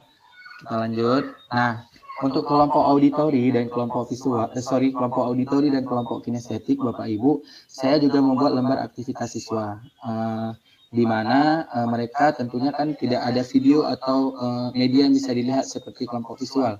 Jadi mereka perlu lembar aktivitas untuk memandu mereka dalam bekerja atau melaksanakan pembelajaran. Ya, jadi ini lembar aktivitasnya. Kemudian ini media yang saya gunakan, ada laptop, ada smartphone, headset, proyektor, dan apa ini yang muncul semua. Aplikasi digital yang saya gunakan di sini ada Google Form tadi Bapak Ibu untuk mensurvei kesiapan gaya belajar siswa. Ada Kahoot tadi untuk asesmen diagnostik kognitif. Ada Canva untuk membuat media pembelajaran. Ada YouTube dan juga ada Instagram. Nah, sudah selesai Bapak Ibu tahap persiapannya. Begitu panjang ya untuk menyiapkan sebuah pembelajaran yang baik gitu. Jadi sangat kompleks hal yang harus dilakukan oleh guru. Nah, kita masuk ke tahap pelaksanaan Bapak Ibu. Di sini saya action apa yang sudah saya siapkan tadi. Yang pertama membuka pelajaran seperti biasa, salam, presensi, doa, menyampaikan manfaat dan tujuan. Nah, ini proses pembelajaran di kelasnya Bapak Ibu. Siswa belum menyebar ke kelompoknya, tapi masih secara klasikal. Jadi ini instruksi awal lah Bapak Ibu ya. Nah, kemudian yang kedua, apersepsi Bapak Ibu. Apersepsi ini menyimak video tentang dampak perubahan iklim terhadap bumi. Jadi kalau apersepsi biasa, itu mungkin guru menanyakan pembelajaran selanjutnya. Tapi karena tujuan saya tadi ke siswa itu punya self-awareness tentang perubahan iklim, jadi saya memberikan mereka video tentang dampak perubahan iklim di bumi. Dan videonya itu dari YouTube, saya ambil. Mereka menonton seperti ini Bapak Ibu. Jadi mereka menyaksikan videonya dulu, video yang air laut sudah mulai naik ke darat, video yang kebakaran hutan, video mencairnya es di kutub, video meningkat panas suhu bumi, dan lain-lain. Ini untuk memancing ya di awal pembelajaran, biar anak-anak ini agak aware gitu. Nah, setelah menyimak video ini Bapak Ibu, siswa bergabung dengan kelompok yang sudah saya bagi tadi. Siswa kelompok visual menyimak video dalam media pembelajaran interaktif. Ini proses belajarnya Bapak Ibu, ini sudah duduk dengan kelompoknya masing-masing. Anak-anak sedang menyimak video secara mandiri. Ada yang dibantu dengan headset, ada juga yang seperti. Kemudian kelompok ini menyimak audio pembantuan headset atau earphone dan dibantu lembar aktivitas. Jadi mereka menggunakan earphone agar tidak terganggu karena mereka hanya mengandalkan aspek pendengarannya. Nah, ini proses pembelajarannya Bapak Ibu, kelompok auditori. Mereka sedang fokus mendengarkan audio naratif dari media pembelajaran. Next, kelompok kinestetik melakukan aktivitas belajar dengan bantuan laptop dan menggunakan Microsoft Excel, serta dipandu oleh lembar aktivitas siswa. Ini prosesnya Bapak Ibu, kelompok kinestetik input data, olah data, segala macam mereka lakukan. Ya. Baik, sudah selesai. Kemudian mereka mengerjakan latihan Bapak Ibu bersama teman sekelompoknya. Siswa melakukan latihan yang sudah disediakan di lembar aktivitas. Ini bentuk lembar aktivitasnya. Siswa tinggal mengerjakannya Bapak Ibu. Kemudian menyelesaikan tugas. Nah, di sini produk pembelajaran yang dihasilkan Bapak Ibu. Tugasnya itu siswa bersama kelompoknya menyelesaikan tugas akhir, yaitu berupa karya yang mampu memberikan edukasi tentang lingkungan dan perubahan iklim berdasarkan data yang disajikan. Jadi saya berikan data Bapak Ibu kepada siswa kelompok, kemudian siswa diminta untuk menganalisis data tersebut, menghitung rata-ratanya, kemudian berdasarkan data tersebut, mereka buat tugas akhir, yaitu karya untuk memberikan edukasi tentang perubahan iklim. Nah, ini data yang saya berikan, yaitu timbulan sampah harian dalam tahun di Aceh, beberapa kabupaten kota, Bapak Ibu. Ada 8, ini produksi sampahnya. Kemudian saya minta anak-anak itu untuk menghitung rata-ratanya berapa. Dari rata-rata tersebut, mereka harus menyimpulkan kira-kira seberapa banyak rata-rata sampah yang dihasilkan, dan mereka membuat karya dari kesimpulan yang mereka buat tersebut. Karyanya itu untuk kelompok visual membuat poster, untuk kelompok auditori membuat audio naratif yang mereka merekam suara sendiri, kemudian untuk kelompok kinestetik membuat video. Nah, ini proses membuat karyanya Bapak Ibu, karya akhir produk pembelajaran. Ini terjadi diferensiasi produk Bapak Ibu ya, karena setiap siswa menghasilkan produk yang berbeda. Nah, kelompok visual ini sedang membuat poster tentang menjaga lingkungan. Mereka menggunakan aplikasi Canva juga, menggunakan smartphone-nya. Kemudian kelompok auditori Bapak Ibu, mereka merekam suaranya sendiri yang berisi audio naratif mengajak masyarakat untuk menjaga lingkungan. Nah, ini kelompok kinestetik, karena kita tahu mereka suka banyak melakukan aktivitas atau gerak ya. Ini kenapa 2 gambar lagi nggak tayang?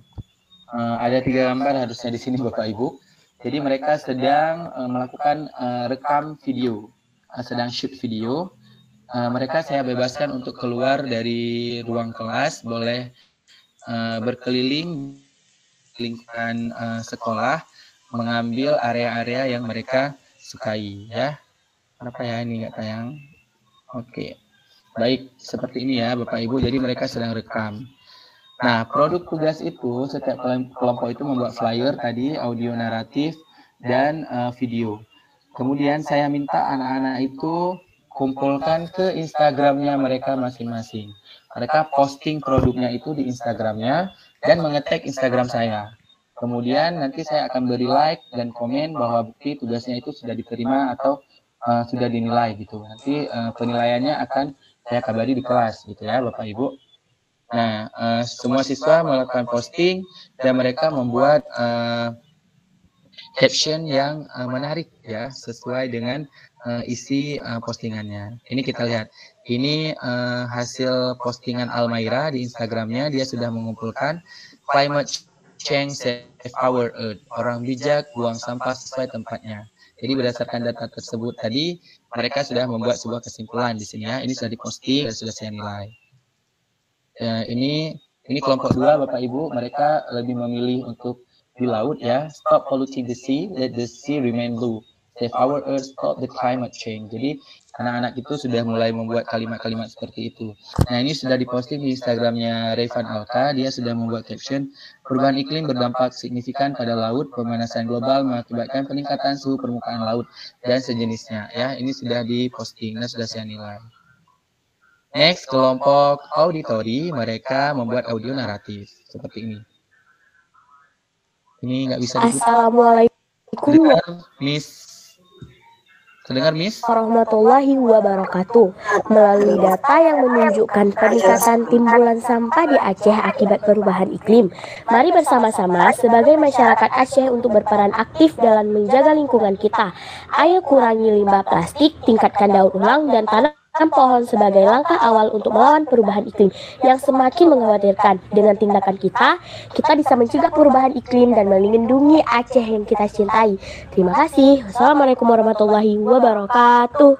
Nah, ini Bapak Ibu sudah diposting di akun Instagramnya Christian Darel ya. Dia sudah posting. Ini tugas kelompok auditori Bapak Ibu. Next, kita lihat kelompok visual. Kelompok kinestetik. Ini videonya sudah diposting oleh Afan Atarik. Ayo buang sampah pada tempatnya. Bisa jalan videonya, Miss? Ya, ada. Oke.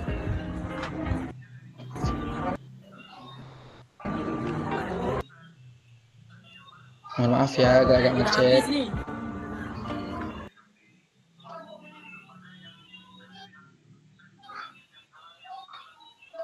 Aduh, ya Allah.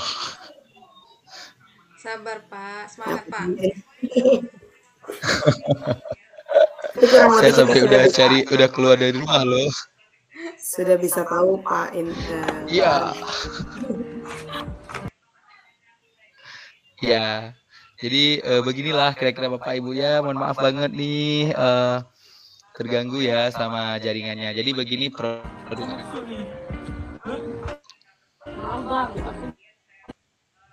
Nah, pokoknya mereka membuat video yang mengarah kepada mengajak masyarakat untuk membuang sampah pada tempatnya, gitu ya.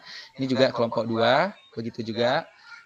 Nah, selesai Bapak Ibu produk yang dihasilkan anak-anak. Jadi tadi sudah belajar tentang menghitung rata-rata data, kemudian produknya juga sudah ada dan produknya itu berbeda ya, terjadi diferensiasi produk. Nah, ini refleksi Bapak Ibu di akhir dari anak-anak dan dari saya. Dari siswa refleksi yang terlihat adalah siswa begitu bersemangat mengikuti pembelajaran. Mungkin kita tahu selama ini terpikirnya pembelajaran matematika itu susah, sulit segala macamnya. Jadi kesannya menekan, menyeramkan mungkin atau tertekan anak-anaknya. Jadi saya sebagai guru matematika itu mencoba mencari inovasi-inovasi terbaru agar pembelajaran terkesan menyenangkan dan bermanfaat bagi siswa tentunya ya. Jadi di sini terlihat siswa begitu semangat mengikuti pembelajaran. Selain karena tidak hanya berfokus pada konten matematika, dalam pembelajaran ini juga siswa bisa menuangkan kreativitasnya Bapak Ibu melalui karya yang dihasilkan. Apakah itu poster, audio, naratif, atau video tadi. Tujuan pembelajaran juga tercapai, siswa bisa menentukan konsep rata-rata hitung Bapak Ibu dan menghasilkan produk belajar yang berkaitan dengan salah satu dimensi profil pelajar Pancasila. Jadi setidaknya siswa itu sudah sadar dengan melihat banyaknya data produksi sampah di Aceh, minimal terbangun di mereka itu tergugah hatinya bahwa mereka tidak boleh membawa sampah sembarangan karena sampah harus dikelola dengan baik berdasarkan data yang diberikan. Ini hasil refleksi dari siswa yang saya survei melalui Mentimeter, Bapak Ibu rata-rata menyatakan menyenangkan, seru, tapi ada juga yang B aja. Terus ada yang bilang lebih banyak kuis, jadi kuisnya tadi kurang, cuma 5 saya kasih, kayak mereka maunya lebih banyak gitu ya. Sampai ada yang bilang Pak Anas ganteng, itu lihat nih, anak-anak begitu kalau udah disurvei macam-macam dibuatnya. Sangat tidak membosankan, bisa melatih otak dan seru asik macam-macam lah, bisa mengurangi pikiran macam-macam lah anak buatnya ya. Nah, next Bapak Ibu refleksi pribadi dari saya sendiri sebagai guru.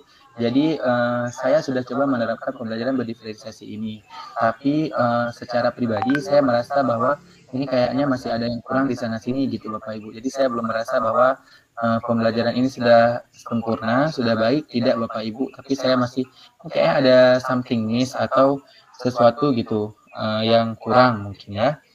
Kemudian Bapak Ibu untuk melaksanakan pembelajaran yang menyenangkan atau yang penuh dengan inovasi, kita perlu mempersiapkan persiapan yang sangat matang Bapak Ibu. Kemudian pembelajaran juga terpenuhi pada konten esensial, di mana tadi kita tahu siswa bisa menentukan rata-rata. Kemudian paling penting Bapak Ibu pembelajaran sesuai dengan kodrat zaman siswa. Ini kita tahu ya, kalau guru penggerak ini sangat familiar.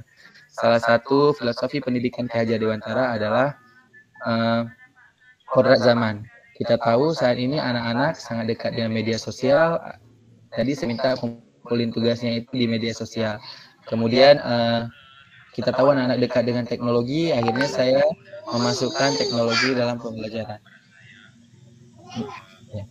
Kemudian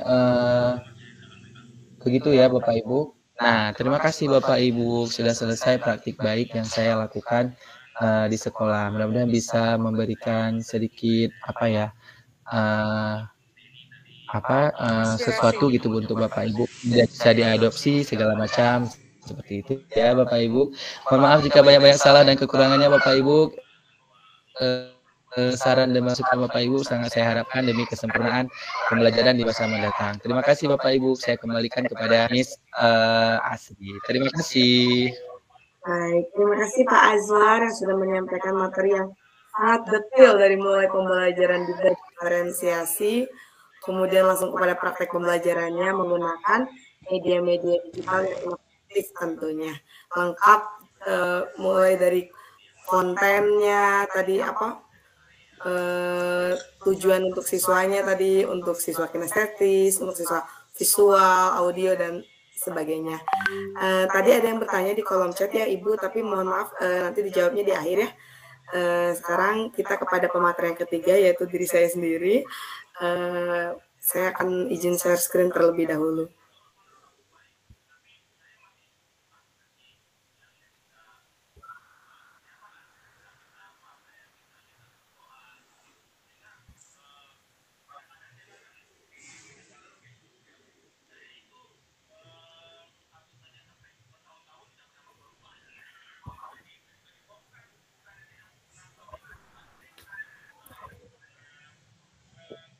Bapak bisa lihat Pak Azhar, Ibu? Kelihatan Bu Asep. Kelihatan. Assalamualaikum warahmatullahi wabarakatuh. Waalaikumsalam warahmatullahi Di sini, wabarakatuh. ya, terima kasih sebelumnya kepada Bapak dan Ibu keynote speaker yang sudah menghadiri kegiatan webinar, Bapak Ibu pemateri dan seluruh peserta yang masih standby di webinar malam hari ini. Saya sebagai pemateri terakhir, materi dengan ya lebih simpel lagi mungkin ya, lebih kepada ini aplikasinya bisa untuk ice breaking, jadi tidak terlalu mendominasi pembelajaran, tapi dia juga bisa dimanfaatkan untuk pembelajaran itu sendiri supaya lebih interaktif lagi. Jadi di sini saya berikan judul pembelajaran inovatif dengan JS Puzzle. Ada Bapak Ibu yang sudah mulai menggunakan JS Puzzle mungkin di pembelajarannya? Baru dengar, Miss. Baru dengar ya. Ini sangat sederhana kok, sangat sederhana aplikasinya. Karena kan kalau MPI kita harus masuk lagi ke dalam, kita edit dulu ya Bu ya. Kalau ini mah mungkin lebih ada untuk ice breaking anak-anak, tapi bisa juga digunakan untuk materi inti. Mengapa pembelajaran inovatif itu penting? Tadi disampaikan oleh Ibu Maisaro dan Pak Azwar. Yang pertama memang inovasi itu adalah kunci untuk mempersiapkan masa depan. Siswa-siswa kita mereka adalah generasi digital native Bapak dan Ibu ya. Jadi mereka lahir sudah ada digital, sekarang saat menjadi pelajar pun sudah mereka ada di lingkungan digital, jadi mau tidak mau digital itu hidup berdampingan dengan siswa-siswi kita. Jadi ya kita sebagai gurunya harus bisa mengikuti perubahan zaman itu. Dan luar biasanya Bapak Ibu dari berbagai generasi tetap punya semangat yang luar biasa untuk mau mengaplikasikan pembelajaran inovatif dengan menggunakan media digital khususnya Bu ya. Tadi kata Bu Maisaro ada yang kelahiran 80-an, ada 90-an ya, generasi Y, ada kalau sekarang murid kita generasi kalau sekarang murid kita generasi Z, kalau saya generasi Y atau milenial 90-an. Dan mungkin ada Bapak Ibu yang tadi udah mau pensiun, Masya Allah masih mau belajar, tetap semangat untuk karena ingin tetap ada menjadi bagian dari masa depan cara anak muridnya. Yang kedua, inovasi itu penting karena membantu meningkatkan nanti keterlibatan siswa, pemahaman dan motivasi belajar siswa. Biasanya anak-anak kalau pembelajaran itu lebih inovatif, pasti mereka akan mau terlibat pelajaran. Nah, yang ketiga, JS Puzzle di sini menjadi salah satu media pembelajaran digital yang bisa meningkatkan keterlibatan, pemahaman dan motivasi belajar siswa. Lalu apa itu JS Puzzle? Yaitu perangkat lunak sederhana yang memungkinkan kita membuat teka-teki dan aktivitas interaktif berbasis puzzle. Jadi mungkin ada Bapak Ibu guru yang senang main puzzle dalam proses pembelajarannya. Nah, ini adalah alat atau platform yang sangat fleksibel yang dapat digunakan dalam berbagai konteks pembelajaran. Manfaatnya apa tadi sekali lagi korelasinya dengan inovasi pembelajaran. Yang pertama adalah keterlibatan tinggi, siswa nanti akan lebih terlibat lagi dalam memecahkan teka-teki. Kemudian ada kolaboratif karena mereka akan kerjasama tergantung konsep yang kita berikan nanti kepada siswa. Kemudian juga ada pembelajaran mandiri, kalau nanti mengerjakan puzzle-nya sendirian, berarti kan juga mereka belajar secara mandiri ataupun membantu teman-temannya. Dan yang ketiga tentunya pemecahan masalah. Ketika puzzle itu selesai, jadi berarti kan masalah itu terselesaikan. Nah, ini penerapannya, ini baru saja saya terapkan, kemarin saya baru mengisi LDKS, dan dikasihnya itu jam malam anak-anak matanya sudah pada merah. Jadi saya kasih problem solvingnya berupa mengerjakan puzzle seperti ini. Nah, ini ada siswa yang sedang mengerjakan di depan karena fasilitasnya hanya ada satu laptop waktu itu. Kemudian ini siswa lainnya memberikan pengarahan dan saya memberikan semangat dan mengkorelasikan atau hubungannya kaitannya dengan materi yang sedang saya sampaikan. Ini untuk langkah-langkahnya Bapak dan Ibu, nanti tampilannya seperti ini. Jadi nanti seperti biasa masuk dulu ke Google, kemudian ketik JS Puzzle, nanti akan muncul seperti ini. Dan di sini tuh langsung ini kalau tidak mau login tidak apa-apa, jadi kita nggak perlu klik create. Langsung seperti ini, tampilannya bisa tidak perlu masuk, tidak perlu login. Jadi langsung memberikan puzzle kepada siswa. Nanti di sini ada pilihan kategori gambarnya mau seperti apa. Tapi kalau kita mau, ini saya mau gambar sendiri aja, ya berarti harus meng-create login dulu. Nah ini misalnya kita mengklik foto kue ini. Nanti kalau kita play di puzzle, sudah kita atur mau berapa bagian dibagi puzzle-nya, mau 9, mau 16, atau berapa.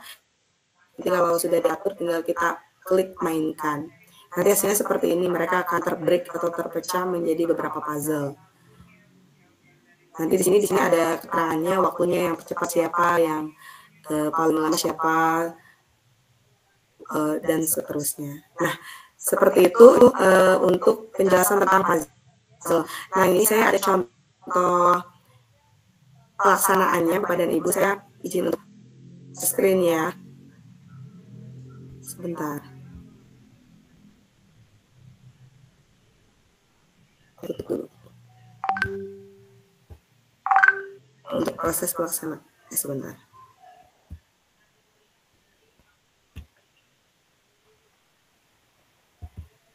Ini sebenarnya bisa dilakukan di, misal kalau saya kan guru bahasa Inggris ya Bapak Ibu, jadi bisa dilaksanakan di awal pembelajaran. Misal materinya descriptive text kan menggambarkan seseorang ya, jadi kita bisa memancing jadi pertanyaan pemantik untuk siswa-siswi.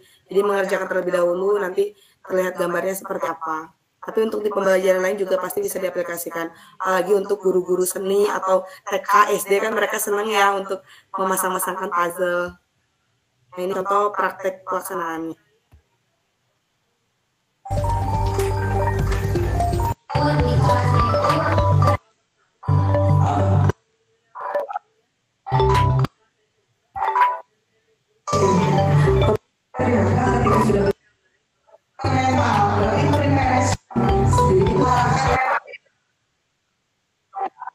Ini.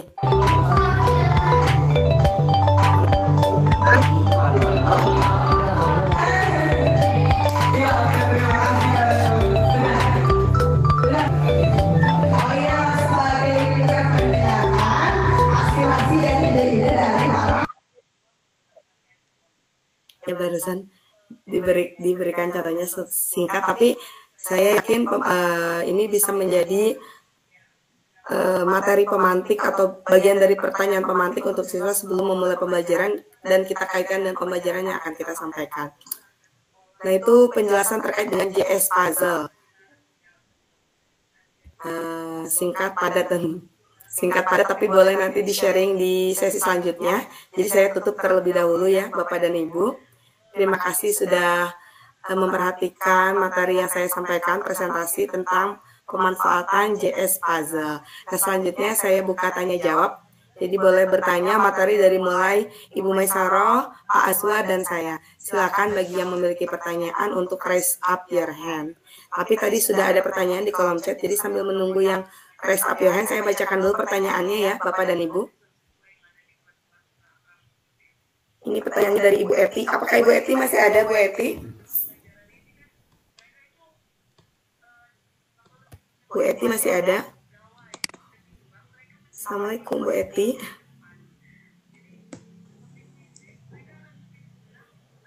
Gimana ini Bu? Saya bacakan dulu pertanyaannya. Atau gimana? Ini pertanyaannya untuk Pak Azwar. Dibacakan aja Bu. Apa-apa ya, sambil diskusi ya. Pertanyaannya dari Bu Eti Setiati. Untuk Pak Azwar Anas, apakah dengan gaya belajar berdasarkan asesmen diagnostik yang terbagi 3, maka ada 3 konten, ada 3 proses, dan harus ada 3 produk. Dan Bapak 3 kali menerangkan ke siswa, apakah tidak kekurangan waktu? Bagaimana Pak Azwar? Silakan. Azwar? Halo Pak Azwar? Baik, Miss. Mohon maaf ya, kamera. Ya, halo? Ya, halo, jelas Pak. Oke, siap. Ya, jadi tadi siapa ya yang nanya? Saya udah lupa nih, soalnya chatnya udah nggak ada di saya. Bu Eti. Pak. Oke, Bu Eti. Izin Bu Eti, saya ini.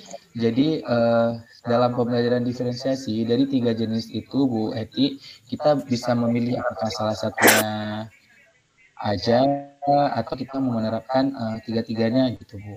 Nah, saya mencoba menerapkan 2 tadi ya, diferensiasi konten dan diferensiasi proses. Nah, di dalam pembelajaran kita itu sudah membagi kelompok.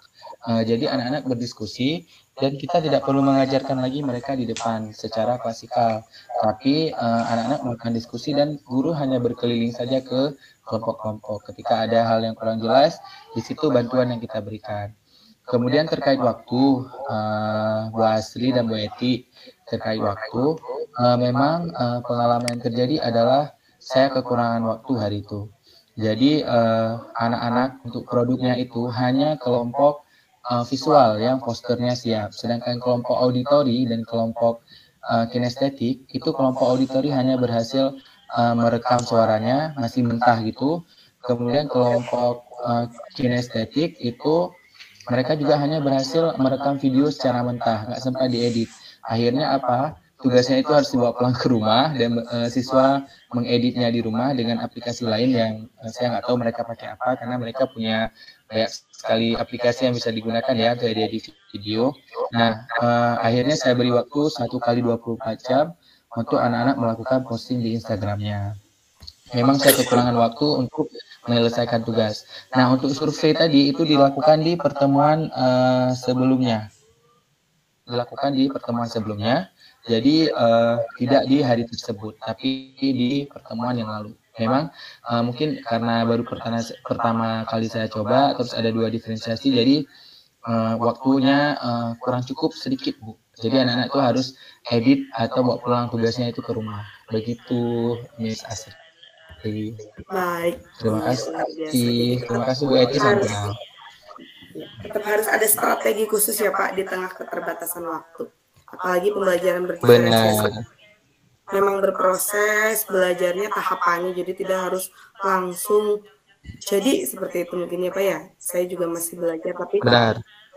Di penjelasan Bapak barusan saya tergambar jelas, detil. Menurut saya detil sekali ya, dari mulai diferensiasi konten, diferensiasi produk, dikaitkan dengan gaya belajar siswa. Tapi tadi Pak saya sambil menunggu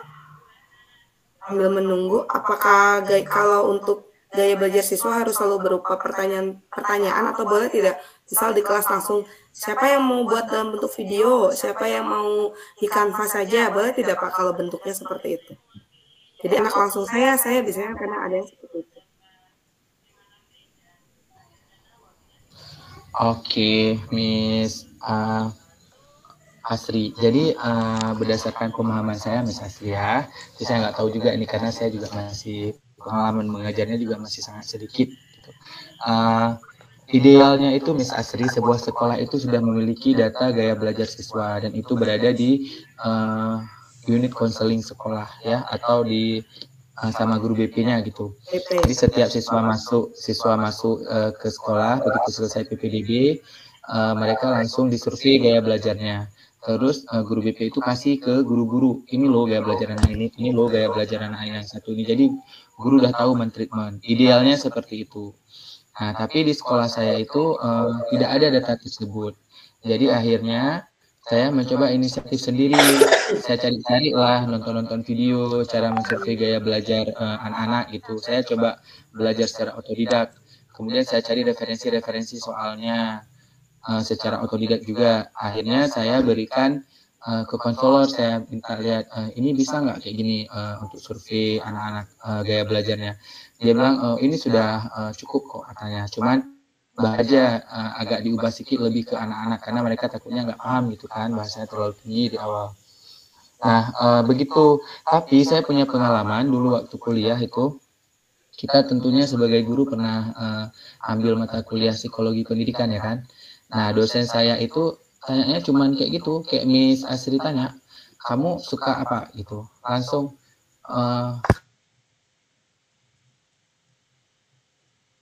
Bapak hilang lagi suaranya. Sinyalnya sepertinya.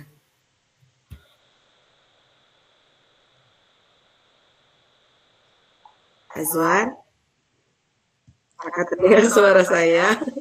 Keluar lagi, Sepertinya Bu Mai. kepental lagi, keluar lagi nih. Mau menambahkan Bu Mai? Kalau kalau saya sih kalau penerapan pembelajaran berdiferensiasi gitu kan, kebetulan di sekolah saya itu kan baru pertama kali ini menerapkan kurikulum merdeka. Jadi untuk asesmen ya, tuh Pak Azwar masuk lagi.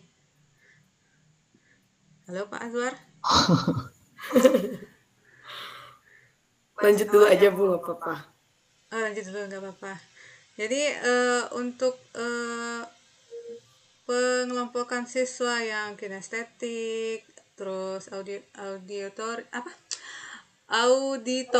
nah gitu, terus visual itu belum yang tadi kata Pak Azwar bilang, Pak Azwar sampaikan itu sekolah punya database siswanya dibantu dengan guru BK. Nah, kebetulan di sekolah kami belum menerapkan itu. Jadi kebetulan saya juga kemarin pada awal tahun pelajaran saya membuat sendiri asesmen diagnostik non kognitifnya untuk menentukan gaya belajar siswa. Saya buat sendiri. Saya buat seperti pertanyaan-pertanyaan gaya kamu sukanya gimana, cara belajar gimana, cita-cita gimana, terus kamu 3 tahun yang akan datang gimana gitu, seperti itu Bu. Oh iya. Berarti ya maaf ya lagi-lagi. Iya, enggak apa-apa Pak. Makasih Bu Maisara sudah ditambahin. Jadi pertanyaannya itu sangat simpel sebenarnya. Jadi kayak kita tanya, kalau lagi waktu luang di rumah kamu lebih suka apa? Pilihannya itu A, menonton TV, B, mendengar musik, C, melakukan permainan A misalnya. Jadi mengarah ke hal seperti itu sih. Simpel sebenarnya. Cuman kita belum melakukan aja. Insya Allah bisa kok semuanya.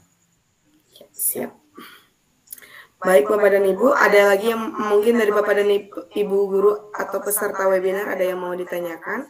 Kalau tidak ada, saya akan tutup webinar malam hari ini. Tadi kita mulai jam 7, ternyata sudah 2 jam. Luar biasa.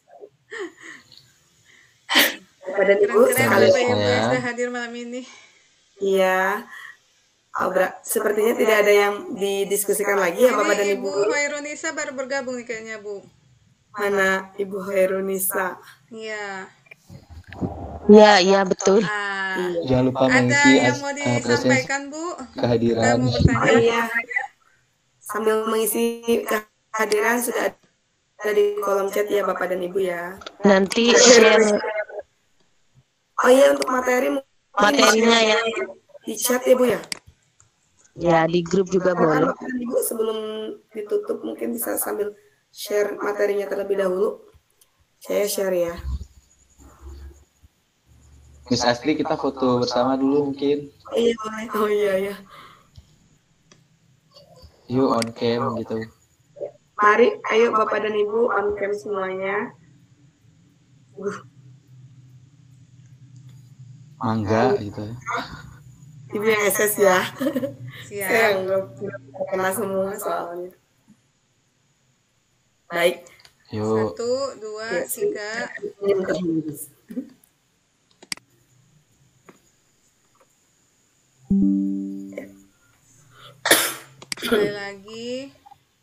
Sekali lagi. 1, gaya bebas boleh Bapak Ibu. Ala generasi Z. 1, 2, 3.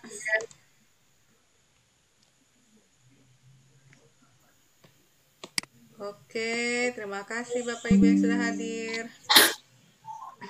Oh iya, untuk materinya Bapak Ibu mungkin sebentar sebelum live boleh di-share dulu di kolom chat. Sebentar.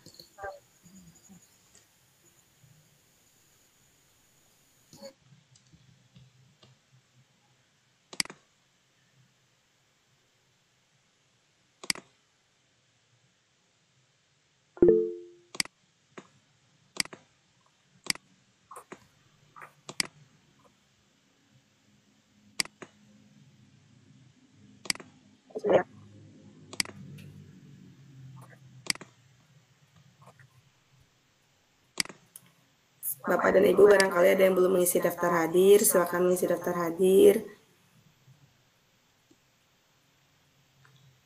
Nah ini Ibu, saya sudah, Ibu Maisarah sudah, tinggal Pak Azwar.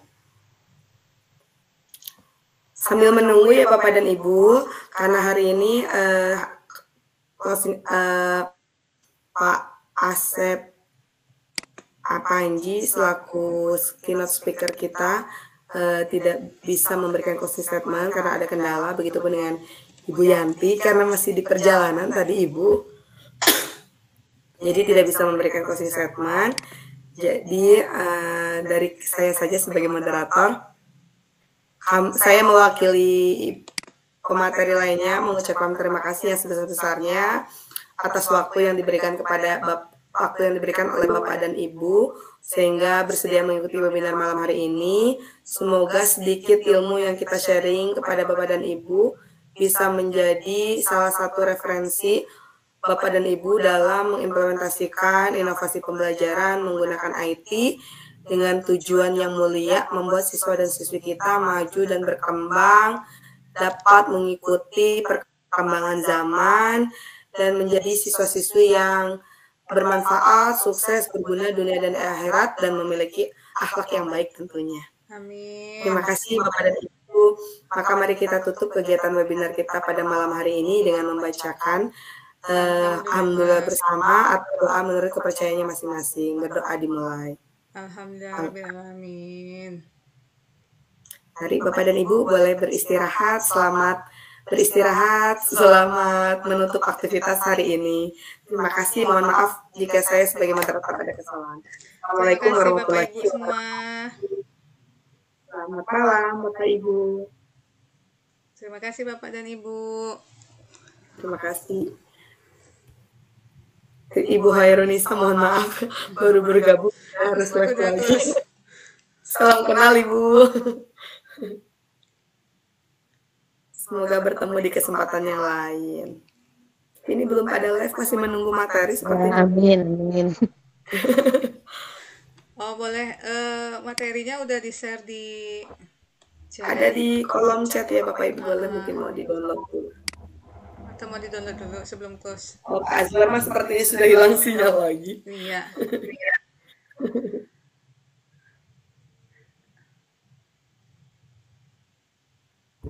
Baik, saya izin live berarti dulu. Sebentar nunggu dulu ya. Ya nunggu dulu. Masih 11. Masih 5. 6. Ini Ibu guru dari mana ya? Siapa Ibu Bu? semua nih. Iya. Ibu semua. Mangga Ibu sebelum live mungkin di luar konten webinar. Salam kenal ya ibu-ibu semua.